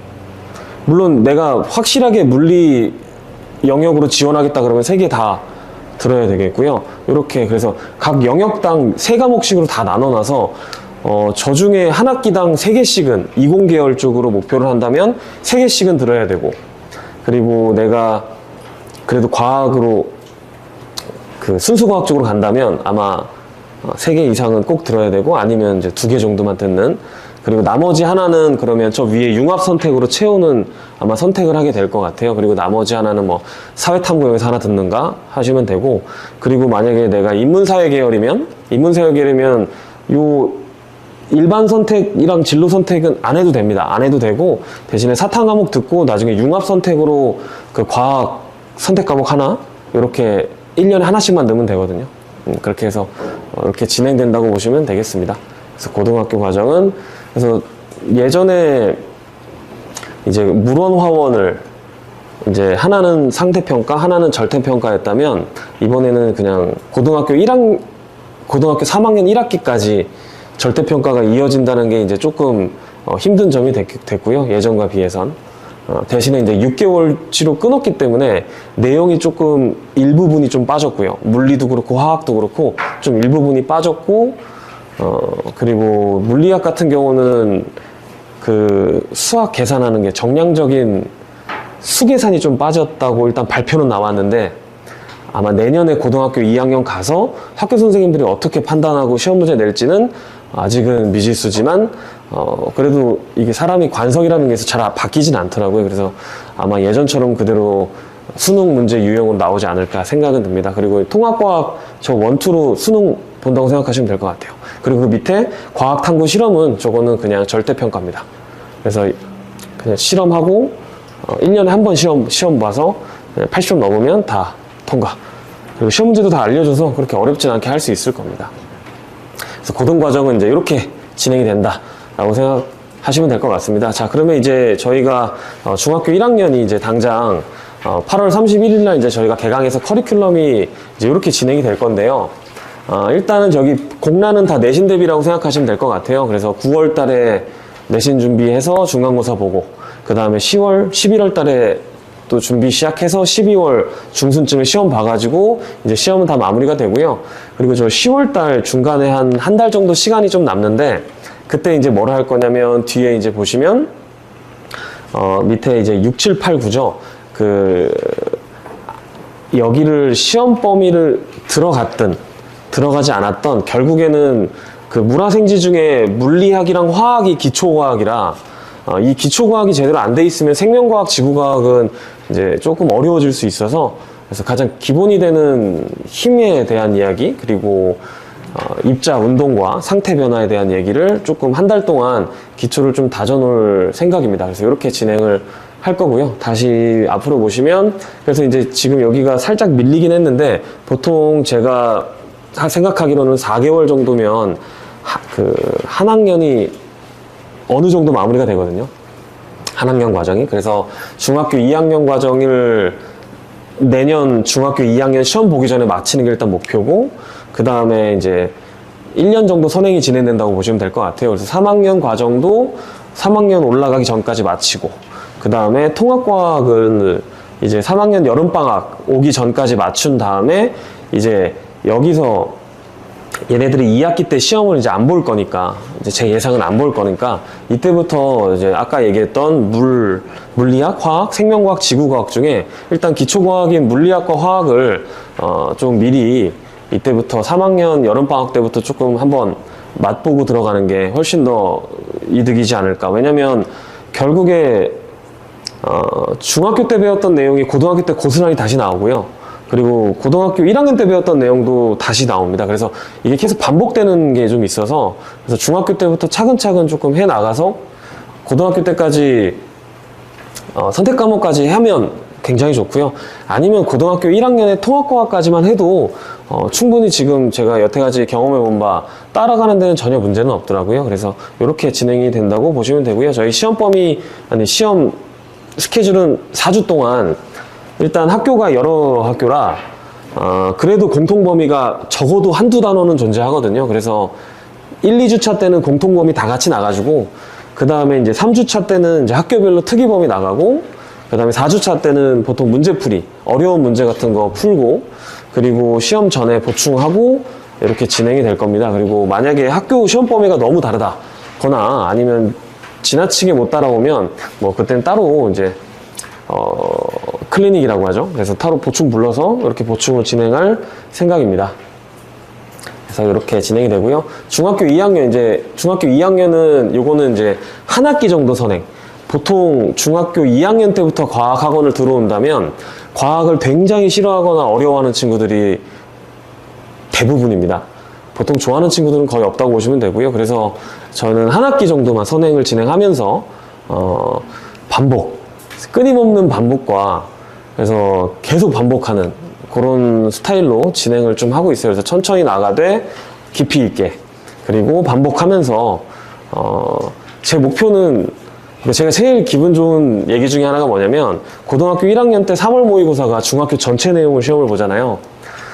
그때 공부를 따로 하지 않아도 그 시험 보면 보통 일반적으로 등급 점수가 되게 낮거든요. 왜냐면 3년 전체 내용을 시험 보기 때문에 조금 낮은 편인데 그래도 거기서 공부 별로 안 해도 1등급 맞았다는 얘기 들으면 저는 이제 3년 동안 그래도 2년 동안 중2, 중3 동안 저랑 하면서 했던 시간들이 그렇게 허투루 가진 않았구나라는 생각이 들어서 저는 고3이란다. 3월 모의고사 1등급 받으면 그게 가장 기분이 좋더라고요. 그리고 그런 친구들이 또 통합과학도 잘하고 결국엔 그냥 계속 잘하는 것 같습니다. 그래서 이렇게 중학교 때부터 과학을 이렇게 싫어하지만 그래도 재밌게 잘할 수 있는 걸 같이 이제 한 학기 정도 선행하면서 진행한다고 보시면 될 것 같습니다. 그리고 저 7, 8월 달에는 이제 3학년 과정 마무리되면 그 물리화학 어려운 거 한 2달 정도 시간 있거든요. 2달 정도 동안 요거 한번 다시 반복이란다. 처음 맛보고 그 다음에 11월부터는 이제 예비고일로 넘어가서 기말고사가 다 끝난 상태이기 때문에 이때부터는 통합과학 전체 과정이 다 진행된다고 생각하시면 될 것 같습니다. 시험 대비는 중1이랑 똑같고요. 그리고 저희는 이제 중학교 2학년이 이제 2학년 전과정이 이제 다 마무리가 됐어요. 이번 주까지 해서 마무리가 되고, 다음 주부터 내신 대비 들어가고, 그리고 이제 3학년 과정에서 좀 쉬운 2단원 직권부터 나갈 생각입니다. 그래서 이렇게 나가고, 네, 수업 시간은 중학교 1학년은 2시부터 4시, 저희 2시간 수업이고요. 물론 수업 전후로 추가적으로 시험을 보거나 해서 부족한 부분이 있으면 좀 남길 수도 있고, 숙제가 좀 부족하면은 미비하면 좀 더 남길 수도 있고, 평일에 부를 수도 있고요. 그리고 4시부터 6시까지 이렇게 두 타임 진행이 됩니다. 그리고 중학교 2학년은 토요일 날 7시 반부터 시작하는 반이랑, 그리고 저 5시부터 시작하는 반, 그리고 1시부터는 지금 정원이 차서 저기는 사람 빠지는 거 보고 받을 수 있을 것 같습니다. 네, 교재는 저희 O2 사용하고요. 그리고 추가적으로 추가 자료서 나가고 이렇게 시험 대비도 진행된다고 생각하시면 될 것 같습니다. 그래서 접니다. 저고요. 이게 이런 걸 보면서 과학기술의 발전이 왜 중요한지 우리는 알 수 있습니다. 네. 그리고 옆에 이제 최홍재 선생님이랑 김혜선 선생님이 이제 중학교 1학년 맡아서 해주실 거고요. 네, 이렇게 진행됩니다. 감사합니다. 제가 마지막입니다. 제가 메리트 수학 서민 영어 원장입니다. 네. 어머니들이 저는 한 핵심만 해가지고요. 15분만 우리 영어과에 대해서 뭐가 바뀌었는지를 말씀을 드려야 되겠다. 그래서 실은 영어는 지금 믿는 과목이거든요. 중등부 영어에 대해서 어머니가 크게 관심이 없어요. 왜냐하면 내신 성적은 항상 90 아래로 떨어진 적이 없어. 그리고 내신 대비 때 영어는 일단 좀 밀어놓고 생각할 수 있는 과목이야. 근데 우리 애가 지금 급한 건 수학이고 국어가 갑자기 어려워지니까 국어를 해야 된다라고 생각하셔서 학생들도 영어는 뭐 2주만 내신 대비하면 저는 잘 봐요 하고 했는데 고등학교 가면 이제 4등급이 나오면 그때 어머니도 그렇고 학생들도 멘붕이 오는 과목이 영어거든요. 그래서 저가 그 영어랑 수학을 지금 같이 운영한 지 18년이 되었는데요. 저희 아이들이 고등학교 가서 얘기해요. 선생님 왜 중학교 때 얘기 안 해줬어요? 원망하는 거죠. 그때 왜 선생님 영어 이렇게 된 거 알려주지 않았어요? 왜 수학만 얘기했어요? 뭐 이제 이런 얘기들을 해요. 그래서 제가 저희가 이제 제자들이 이제 항상 매 배출이 되면 인서울 원하는 목표치에 간 친구들은 이제 당당하게 나타나는데 그렇지 못한 친구들은 이제 뭔가 있는 거죠. 사연이. 근데 이제 그러한 아이들을 만들면 안 되겠다. 근데 저는 지금 이제 저도 강의를 19년 차 하니까 저희 학원에 거치든 안 거치든 이 지역에 있는 친구들은 다 뭔가 내 새끼들 같고 뭐 조카 같고 뭐 저희 학원 안 다녀도 우리 학원에 잠깐 물 마시러 왔어요. 그럼 와서 먹고 가. 뭐 어디서 뭐 배우고 있니? 어떻게 배우고 있니?부터 물어보거든요. 근데 영어가 결이 많이 다른 것 같아요. 예, 영어가 어디서 어떻게 배우느냐에 따라서 뒤에 갈수록 뭔가 이렇게 차이가 벌어지는 게 영어 과목인 것 같아요. 수학은 실은 저도 수학을 담임하고도 있지만 정해진 단원이 있고 정해진 그 학년별 선행이라는 게 있지만 영어는 초등학교 때 영어 유치원에 나와서 어학원을 가느냐 내신형을 가느냐 뭐 어떤 식으로 접근하냐에 따라서 막판의 결과물이 좀 달라지는 경우들이 많아서 이제 우리 어머니들이 지금 일단 아셔야 되는 지점들이 영어 포인트에서 좀 많은 것 같아요. 그래서 수학은 별로 바뀌는 게 저는 크게 없어 보이긴 하는데 영어가 가장 크게 바뀌는 게요. 그동안에서 지필평가는 40%인데 이제는 거꾸로 지필평가가 40%로 줄어들고 서술형, 논술형이 60%로 확대가 되는 점이 영어과에서 가장 큰 차이입니다. 그래서 영어에서 수행평가랑 서술형, 논술형이 60%로 크게 확대가 되면 도대체 고등학교 가서 중학교 영어는 걱정 안 되는데 고등학교 가서 얘는 그럼 어떻게 바리에이션이 돼서 펼쳐질까? 요게 이제 저희가 항상 궁금했었어서 저희가 이제 서울 아카데미에 정말 한 200명씩 가르치는 선생님들, 조희석 선생님, 은 선생님 모여서 회의를 하거든요. 교재 커리도 같이 짜거든요. 뭐가 달라지나요? 이번 내신은 뭐가 어땠나요? 흐름을 보는데 지금 일단 저희가 이 올해를 경험하기 전 이 발표가 났을 때는 추측을 한 거죠. 여기서 교육부 출처 자료거든요. 교육부에서 이렇게 앞으로 바꿀 거야. 입시 제도를 하고 준 내용인데 제가 이제 빨간색으로 쳐놓은 게 배운 내용을 단순 확인하지 않겠다. 그리고 얘가 정말 새로운 상황을 던져줬을 때 그 과업을 수행할 수 있는 역량이 있는지를 평가하겠다. 요 지문이 있는 거예요. 그럼 이게 저희가 이제 영어과 선생님들이 모여서 회의하기는 새로운 뭔가를 주겠다? 암기하지 않겠다? 그러면 뭐가 우리가 한 번도 경험해보지 못한 외부의 어떤 새로운 지문이 들어와서 그걸로 시험을 보려나 보다. 이제 예상을 해본 거죠. 그리고 두 번째가 이제 핵심 주요 문법과 영작에 대해서 더 강요할 수밖에 없는 게 어쨌든 서술형, 논술형 영어는 써야 되니까요. 그래서 저희가 예상치 못한 문장을 쓰게 하겠구나. 왜냐하면 중등부는 교과서 본문이라는 게 있어서 거기서 거의 100% 출제가 되거든요. 근데 이제 고등부는 단어 몇 개를 주고 그냥 알아서 영작을 하는 거예요. 그래서 그런 부분이 더 확대되지 않을까라고 이제 저희가 준비를 하고 이번 1학기를 지내본 거예요. 이게 이제 되게 이번에 이제 딱 저희가 분석을 떠서 각 영어, 우리 서울 아카데미 조희석 선생님은 광문 한 200명 가르치는 선생님이시죠. 이번에 1학기에 고등학교 1학년 1학기 중간고사 시험을 분석해 놓은 겁니다. 그래서 어떻게 달라졌지? 라고 딱 보니까 뒤로 가시면 2.1, 2.6인데 5점, 4점, 4.8점짜리 서술형이에요. 그러니까 서술형 비중이 어마무시 커져 버린 거예요. 그리고 저희가 보지 못했던 외부 지문이라는 건 아이들이 봤을 때는 한 번도 읽어보지 않았던 그냥 생소한 문장이 나와버린 거예요. 이만한 게. 그 외부 지문 출제가 올라갔다는 거죠. 그래서 광문은 서술형이 엄청 커졌구나. 예, 저희가 이걸 확 느끼는 거예요.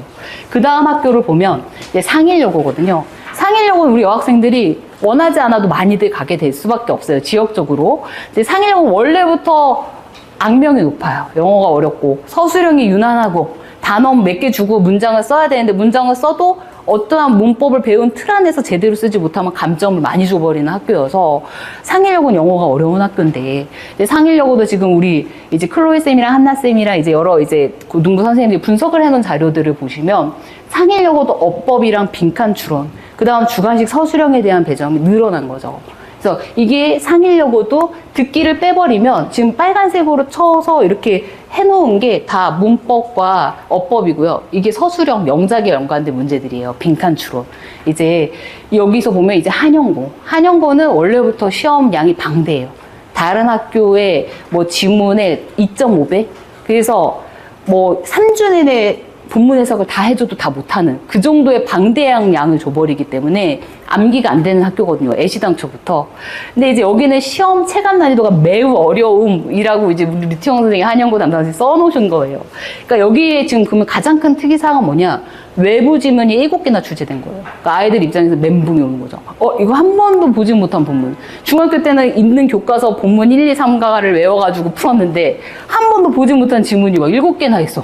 그게 너무 아이들한테는 엄청나게 어려움으로 느껴지는 거죠. 그래서 지금 보시면 빈칸 추론 5문제, 어법성 문제, 그 다음에 이제 객관식 영작 배열 문제 이런 부분들이 다 아이들이 힘들어하는 지점들인데 기목마다 다 출제를 해놓으신 거예요. 그래서 영어가 이번에 중간고사 아이들이 되게 어려웠었어요. 그래서 점수도 이제 막 40, 50점대 아이들도 많고. 그러니까 애들이 중학교 때 90 아래로 떨어진 적 없는 여학생들이 울면서 오고 이제 뭐 영어 망했어요. 이제 수학을 등원할 때 이미 눈이 벌게져서 와서 아니야 내일 수학 잘 보면 돼라고 했는데 한영은 어쩔 수가 없는 그런 부분인데 이게 더 강화되는 걸 느끼고 있어요. 그래서 이런 거를 저희는 이제 막 체감을 하는 거죠. 입시 제도가 바뀌니까 학교들이 이렇게 시행하고 있구나. 근데 이게 가능한 건 고등부가 엄청나게 빵빵하게 이제 있어주는 거를 저희도 정보력을 받아서 중등 커리에 적용을 하고 있기 때문에 발빠르게 대응을 할 수 있는 거거든요. 그래서 어머니들이 이제 중1이면 내신학원으로 많이 오시려고 생각을 하시는데 제 생각은 초등학교 때부터 어학원이냐 내신학원이냐 어머니 고민하시는데 이 고민은 일단 저희가 유학 가기 위한 학생들은 여기에 있지 않을 거예요. 그냥 고등학교에서 1등급 타자. 그리고 영어는 최소화시키자.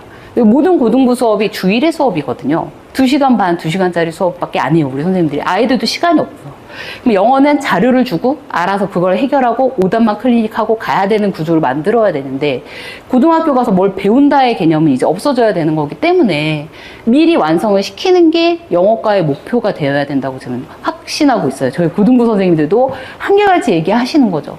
그래서 지금 저희가 생각했을 때 가장 안정적인 그 커리큘럼 아이들이 어느 학원에서든 어떻게 배우는 게 가장 고등부 내신 1등급에 따른 안정적이냐 역순으로 저희가 계산을 해서 이제 커리를 잡아봤거든요. 초등학교에서 중학교 1학년에서 2학년 절반 정도의 선행을 하고 그 다음에 중1, 2 때 중등과정의 전반적인 문법까지를 완성시키고 요때 이제 중1, 2상 그래머가 끝나면 끝이 아니라 고등과정에서는 어법이라는 게 엄청 방대한 게 기다리고 있거든요. 그래서 그거를 시작을 해야 되는 시점으로 잡으시는 게 맞고 그리고 요때 이제 외부 지문이 들어온다는 거는 그냥 우리가 단순히 24년 모의고사 이런 데 출제 안 하고 전혀 다른 데서 데리고 온다는 거거든요. 그러면은 항상 우리가 우리 중등부지만 영어 잘하는 친구들은 저 모의고사 고2 거 풀고 있어요. 이렇게 얘기하는 친구도 있거든요. 그걸로는 대응이 안 되는 거예요. 그래서 토플 교재가 들어가야 되는 거예요. 그런 데에서 이제 정말 신선한 그런 보문 지문들이 막 나올 거니까요. 그래서 요거를 중1, 2 때 서서히 시작을 하게 해줘야 된다. 그리고 중학교 3학년 1학기가 되면 수능 독해랑 고등어법이라는 거를 거의 좀 맛보기라도 한 바퀴는 다 돌고 완성의 단계를 좀 이르도록 해야 한다.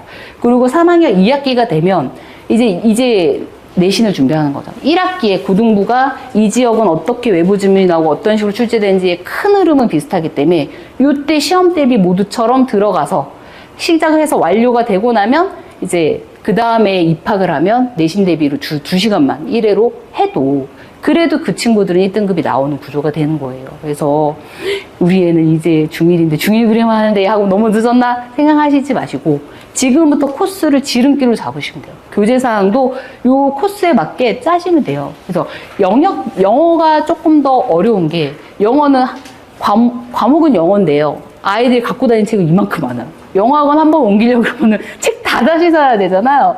이게 영역별이 다 다르니까 영어가 힘든 이유기도 해요. 그럼 영역별로는 어떻게 수업을 해야 되고 공부를 해야 되느냐? 어디서건 공부를 우리 아이들이 영어를 할 텐데 어떻게 하는 게 좋으냐? 지금은 인풋보다는 아웃풋 이쪽으로 지금 출제 경향이 오고 있다. 그러면 초등부 때는 저희가 이제 디베이트 수업을 저희도 그래서 추가하게 됐어요. 디베이트 일단 말하기를 초등부 때 한다. 그리고 이제 에세이를 쓰는데 그냥 자기가 편한 문장만 쓰게 하지 말고 문법을 제시해줘서 배웠던 문법 안에서 그 문장을 쓰게 하자. 이렇게 해서 기준을 계속 주는 거죠. 그리고 중등부가 되면 독해는 이제 저희 영어 학원들이 시중에 우리 많잖아요. 독해책 이제 여러 가지 독해책을 할 거예요. 근데 그 독해책으로만 수업을 하면 안 된다.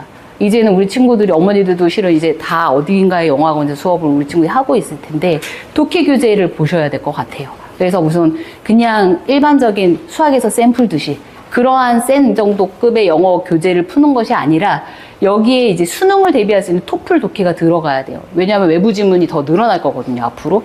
그래서 한 번도 경험하지 못한 문장들을 보고 해석할 수 있는 능력을 키우려면 토플 같은 정말 이런 교재들로 뭔가 새로운 문장을 대응할 수 있는 걸 훈련시켜야 되고, 그리고 기왕이면 이 지역에서 부교재로 채택하고 있는 독해책을 중학교 때 보는 게 가장 현명한 거죠. 이게 올림포스가 광문고랑요, 이 지역의 고등학교에서 부교재를 제일 많이 쓰는 게 EBS에서 나온 올림포스예요. 그래서 저희가 중3 때 저희는 이걸 미리 2회독 이상 시켜놔요. 그러면 이제 광문에 가면 선생님 저는 이번 주 3번째니까 익숙한 거예요. 이미 이 교재는 반복을 다 했거든요. 그래서 올림포스 독해 교재를 중3 시점에서는 들어가 주는 게 맞다. 근데 이게 지금은 현재는 그렇지만 2년 뒤에는 이 지역의 부교재가 또 달라질 거거든요. 선생님들이 그때는 저희가 또 그 교재로 바꿀 거예요. 중3 교재는 굉장히 잘 선택을 해야 되는 거죠. 그렇기 때문에 고등하고 굉장히 민첩되게 내신 대비 때 써는 그 교재, 이 지역에서 내가 목표하는 그 고등학교에 쓰는 영어 부교재를 독해 수업으로 깔고 있는 게 가장 우리 아이들한테 유리하다. 그리고 이제 독해를 하더라도 저희가 초등부 수업을 하면 브릭스 250이면 중2 수준의 교과서 수준인데 어머니들이 8세 때 아이가 그 교재 다 뗐다시는 거예요. 그래서 어떻게 떼셨냐?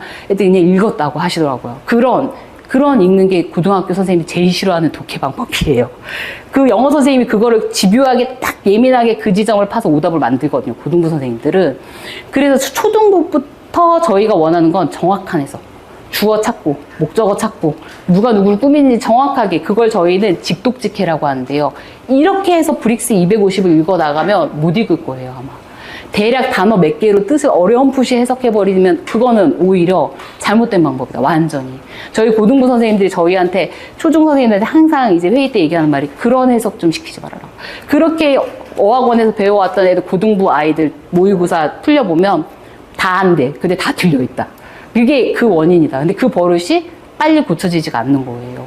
예, 그래서 초등부부터는 직독직해를 알려주고 배우는 게 맞아요. 그래서 교재에 다 주어 찾기, 끊어 읽기, 이게 저희는 지금 다 되어 있거든요. 그래서 그렇게 어머니가 훈련이 되는지를 보셔야 될 것 같아요. 그래서 문법은 아이들이 가장 어려워하는데, 문법이 어려워하는 이유가 오늘 동명사를 배웠는데 동명사가 뭐야? 그럼 말로는 하는데 문장으로 해봐. 그럼 이게 뭐지? 그러니까 배우는 내용과 문장의 적용이 갭이 안 되는 거죠. 그 괴리가 있어서 어렵다라고 느끼거든요. 이걸 어떻게 해야 되나? 문법을 배우면 오늘 가서 그걸 숙제를 아이가 바로 해주면 되는데 오늘 밤에 수학 숙제하니까 다 까먹어버리고 그 다음날 숙제하려니까 이제 문법이 어려운 거거든요. 그러면 어떻게 해야 되냐 해서 저희가 피드백 시간에 라이팅 교재를 다 시키자.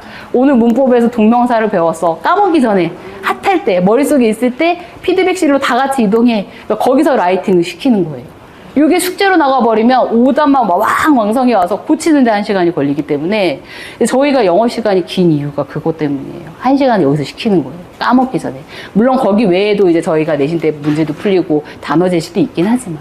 그래서 어머니들이 지금 문법을 우리 친구들 어려워해. 어려워하는 이유는 아마 여기에 갭이 있을 거예요. 분명히. 그래서 배운 게, 문법 배운 게 어딘가로 그게 잘 적용이 돼서 가고 있는지를 보셔야 될 것 같아요. 수업 컬이든 뭐든. 문법 따로. 그냥 뭐 따로 이게 아니라 문법을 배웠어. 그거를 뭐 문장으로라도 쓰나? 평가라도 하나? 뭐 이런 게 있는지 그 코스를 점검을 해보실 필요는 있는 거예요. 그래서 문법과 라이팅은 이제는 문법 따로, 라이팅 따로가 아니라 문법은 라이팅 하나인 거죠. 배웠으면 문장으로 써야 돼요. 왜냐하면 계속 서술형은 60%로 늘어날 거니까 쓰는 능력이 훨씬 중요한 거죠. 그리고 이제 저희가 그래서 이제 지금 서밋 영어로 런칭을 다시 재런칭을 하면서 이런 부분이 지금 계속 강조되는 거예요. 입시가 바뀌어서 문법 배웠어. 집에 숙제 가져가면 안 되고 여기 피드백 시간에 남아서 그거를 라이팅 교재로 쓰게 해. 그 부분은. 그리고 그거를 테스트화 시켜가지고 테스트를 보게 해요. 그러면 아이들이 어쨌든 3번은 노출이 되는 거거든요. 그 테스트를 보면 분명히 또 틀릴 거예요. 그래서 테스트 본 걸 다시 오답 노트를 쓰게 해. 그러면 4번의 반복을 일단 이루게 할 수 있거든요. 이렇게 하면 예전같이 문법을 2번 때도 어려워요. 이걸 얘기가 많이 줄어들기는 해요. 그러니까 노출을 문장으로 많이 시켜주는 거죠. 그리고 이제 저희가 이제 이렇게 되다 보니까 이제 선생님의 시야가 넓어야 우리 초등부를 가르치지만 고등학교 가서 이렇게 독해 수업하는 건 얘한테 굉장히 안 좋은 방법인데를 알고 있는 선생님이 가르치는 것과 그런 거가 없이 가르치는 거하고는 결이 많이 달라지는 게 영어거든요, 실은. 그래서 저희는 전원 다 고등부 선생님으로 구성이 되어 있습니다. 강사진이 다. 그래서 지금 뭐 고등학교 영어 선생님이셨던 분, 중학교 영어 선생님으로 아예 고등부로 전우님으로 하고 계신 선생님, 한 분 아예 영국 교포시고요. 그러니까 그리고 저희가 중3 라인에는 서울 아카데미 1타 고등부 선생님들이 3학 2학기부터 넘어와서 수업을 같이 해주세요. 그래서 2시간은 지금 메인 중3 선생님하고 1시간이 우리 이제 1타 선생님들이 와서 수업을 고등부는 이런 거야. 이렇게 시험이 나와. 라고 알려주고 있는 거죠. 그래서 준비를 창창하게 지금 해고 가는데 이제 중1, 2가 되면 시간적 여유가 많진 않아요. 그래서 지름길로 갈 수 있는 방법을 이제 찾아줘야 되고 저희가 이제 초등부 같은 경우는 비교적 여유가 있어서 단계별로 레벨별로 이렇게 쫙 수업이 나뉘어져 있거든요. 초등부 6학년 중에 제일 빠른 친구는 중2 그래머럴 라이팅이 지금 돼서 이제 중3 교육방에 들어갈 친구들이 있고 근데 그 밑에가 이제 중1 정도, 그러니까 수학 선행하듯이 그렇게 짠 거죠. 저희가 순서를. 근데 우리 친구들이 이제 중등부니까, 이제 중등부는 중1, 2 때 중1, 2 문법을 완성시키고, 이번 겨울방학이 굉장히 큰 포인트가 될 거거든요. 이번 겨울방학 때 어쨌든 특강을 통해서 1년치의 뭔가 문법 사항들을 녹여낼 수가 있어요. 독해는 저희가 그 지름길로 여러 시중에 이런 약간 유사한 그런 거 말고, 그냥 부교재를 하고 있는 고등부 선생님들 출제하고 있는 그 교재로 수업을 해주면 돼요. 토플도. 근데 이제 항상 문제가 되는 게 문법인데요. 문법은 방학 동안에 저희가 중등 총정리 20특강 완성해가지고 딱 끝내버려 줄 수가 있거든요. 그래서 이번 겨울방학을 잘 살리시는 게 포인트예요. 그렇게 되면 아마 한 1년 정도는 점핑할 수가 있거든요. 그래서 지금 중2면 우리 친구들은 중3 정도의 수준을 할 수 있는 상태를 만들고 요때 토플 교재는 들어가야 된다라고 보시면 될 것 같아요. 그리고 이제 중학교 3학년 1학기가 되면 고등어법에 이제 고등학교 이 강동 지역에 쓰고 있는 내신 부교재가 독해책으로 들어가게 해준다. 3학 2학기 때는 이제 우리 고등부 선생님들이 직접 와서 그냥 광문고 기출문제 풀고 한영고 기출 풀고 서술형 풀어보고 해서 아예 여기에 내신형에 아이들이 최적화 시켜 놓는 거죠. 그래서 저희 지금 이제 서울 아카데미 이제 고등부 선생님들이세요. 각 학교들을 대표하는 선생님들이 쫙 구성돼 있고, 이제 저희가 저희 영어과 회의할 때도 이제 메인 이제 영어관 원장 선생님이신 이제 조희석 선생님, 한나쌤 오셔가지고 같이 수업을 하고 뭐 어떻게 하는 게 좋을 것이냐에 대해서 항상 논의를 하거든요. 교재 라인도 다 같이 회의를 해서 결정되는 것들이에요. 그래서 저희가 연계가 확실한 학원이다. 고등부까지 쭉 다 연계가 되는데 뒤로 갈수록 더 큰 연계가 이루어지는 학원이다 라고 보시면 될 것 같습니다. 그래서 지금 저희가 영어, 메리트는 영어가 너무 길다. 다른 학원 다 3시간씩 2번만 하는데 왜 메리트만 3시간 반씩 3번을 하느냐. 너무 부담된다 라는 의견이 되게 많거든요. 그리고 압박도 느껴요. 주 2회로 줄여달라. 국어가 해야 된다. 근데 맞긴 하는데요. 저희가 봤을 때 영어가 이렇게 할 게 많은데 지금 주 2회로 줄여가지고 중3 때 중3 그램 하면 고등학교 가면 얘 등급은 어떻게 만들지? 이 계산을 하면 수업량을 못 줄이겠는 거예요. 지금 중등부가 힘들다 해도 지금이 제일 여유가 있는 시점이라 영어는 빨리 조기에 완성을 없애버려야 되는 과목인데 이거를 중학교 때 안 하고 고등학교로 다 넘기는 건 말이 안 돼. 그래서 저희가 영어과는 3시간씩 3번을 하고요. 또 중2, 3은 3시간 반씩 3번을 꽉꽉 채워가지고 하고 내신 때는 그 외에 보강을 더 하기도 합니다. 그래서 그 3시간과 3시간 반 안에는 1시간이라는 피드백, 라이팅을 하는 시간들이 들어가 있어서 아이들의 숙제는 훨씬 경감되는 거죠. 그 부분이 이제 숙제로 나가지 않으니까요. 그리고 이제 저희 뭐 테스트나 관리에 대한 부분 그리고 이제 어머니들이 뭐 아이들이 영어를 막 교재가 막 많으니까 집에서 책가방을 펼쳐서 그걸 다 보실 수가 없잖아요. 저희가 매일 데일리로 피드백을 드리고요. 2주에 한 번씩 영어는 다 사진을 찍어서 전송해요. 글씨가 똑바로 쓰는지 오답이 많은지 직접 보시라고 사진을 찍어서 전송을 해드리고 있습니다. 이게 실제 저희가 매일매일 드리는 학습 데이터랑 피드백이에요. 예, 그래서 그냥 책 안 펴보셔도 아 이렇게 하고 있구나. 그리고 저는 제 스스로는 선생님의 책을 제출하고 찍어서 어머니께 보내야 되는 거잖아요. 어머니께 컨펌을 받아야 되면 퀄리티가 낮은 거를 보낼 수가 없어요.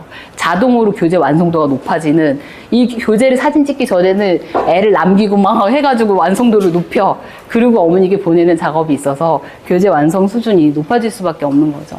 그리고 이제 저희가 레벨 테스트 같은 경우도 우리 어머니들 오신 우리 재원생들 저희가 다 무료로 해드릴 겁니다. 이거는 저희 학원에 등록하시든 안 하시든 한번 볼 필요가 있다. 왜냐, 영어는 너무 이게 갭이 커서 어느 학원 가면 우리의 맨 높은 반 나오는데 어디 가면 밑에 반 나오고 막 이게 기준이 막 달라요. 저희도 실은 그런 어려움이 있었거든요. 근데 요새는 시대가 좋아서 AI 프로그램으로 평가를 해요. 그리고 영역별 지수가 다 나오고요. 아이가 맞춰. 그러면 점점 어려운 문항이 나오고요. 틀려. 그럼 점점 쉬운 문항이 나오고 거기에는 이 대형 학원 한 4개의 레벨 지표가 같이 나와요. 그래서 실제로 저희 학원에 레테를 보고 오는데 어느 대형 학원에 그 레벨 친구가 왔는데 그 레벨이 딱 나오니까 어머니가 엄청 놀라시더라고요. 이렇게 신뢰감이 있는 테스트인지 몰랐다. 이게 전국고 100분율까지 나오기 때문에 예, 나름 굉장히 저희가 신뢰를 하고 저희 재원생들은 이제 4개월에 한 번씩 이걸 통해서 평가해보는 거죠. 그래서 오늘 어머니도 오시면 저희가 다 우리 학생들 이름 알고 있으니까 이게 한 건 한 건이 유료인데 다 서비스로 해서 평가를 그냥 해봐 드릴 수 있어요. 분석지가 딱 나와요. 그래서 어머니가 한번 해보시고 저희가 이제 영어랑 수학이랑 같이 항상 이제 운영을 19년 차 하고 있는 이유는요. 수학만 잘해서 대학 갈 수도 없고 영어만 잘해서 갈 수가 없어. 같이 다 잘해야 돼. 그래서 저희가 학교 저희 선생님들 총합으로 구글 시트에 다 통합 관리를 하고 있어요. 그래서 이제 우리 영어과 선생님인데 수학과 구글 시트에 들어가면 우리 친구 오늘 숙제 얼마, 이해도 얼마, 특이사항 뭐 오늘 수업 시간 어쨌다 저쨌다가 다 들어가 있어서 어떤 친구가 제가 담임하고 있는 친구가 요새 약간 슬럼프가 왔어요. 숙제도 안 하고 수업 시간에도 시무룩해. 영어도 같이 듣고 있었는데 영어 시트에 가서 보면 비슷한 거죠. 그럼 영어 선생님 불러서 같이 둘이 얘가 왜 이러는 걸까요? 그러니까 어머니께 회의를 해서 이제 그 내용을 알려드리고 개선점을 찾고 그러니까 통합적인 학생 관리가 되는 게 굉장히 큰 장점인 것 같아요. 근데 이제 저희가 또 여기에서 한계를 느끼는 거죠. 영수 등급이 잘 나오는데 국어가 안 나오니까 또 안 되는 거죠. 예, 그래서 저희가 지금 실은 연합이 된 거예요.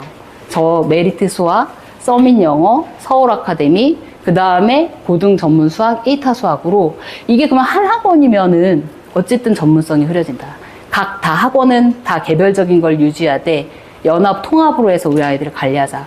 그래서 모든 과목을 다 1등급으로 만들고 저희의 최대 목표는 학생 수가 아니라 입결. 그 건물 뒤 현수막에 서울대 몇 명 쫙 이름을 그게 저희는 지금 굉장히 큰 명예고 목표거든요. 근데 그 아이들의 주인공이 우리 학생들이 되게끔 저희가 회의하고 만나고 맨날 그거를 하고 있거든요. 그래서 우리 어머니들이 이제 이렇게 우리의 친구들이 아직 중3이 아닌데도 설명이 오신 거 대단하신 거예요. 보통 중3이 오시거든요. 어디 학교를 갈까요? 근데 그때 되면 이미 이제 어디까지 선행했어야 하면 답을 내기가 좀 쉽지 않은 지점들이 있어요. 근데 이제 우리 어머니가 발빠르게 초6, 중1, 2때 입시 정보를 얻기 위해서 이 바쁜 자리에 오신 거는 우리 자녀들이 이미 입시에 전 성공했다고 봐요. 왜냐, 어머니가 깨어 있으시니까 아이를 지름길로 인도해 줄 수 있는 거거든요. 깨어 있는 사람이 엄마든 아빠든 집안에 한 명은 꼭 있어야 되는데 우리 부모님들이 깨어 있어서 우리 부모님들 자녀분들은 반드시 1등급을 만들 겁니다. 네, 희망을 가지시고 저희가 이제 크게 과목별로 안내드릴 사항은 다 마무리가 되었어요. 그래서 고생하셨습니다. 감사합니다.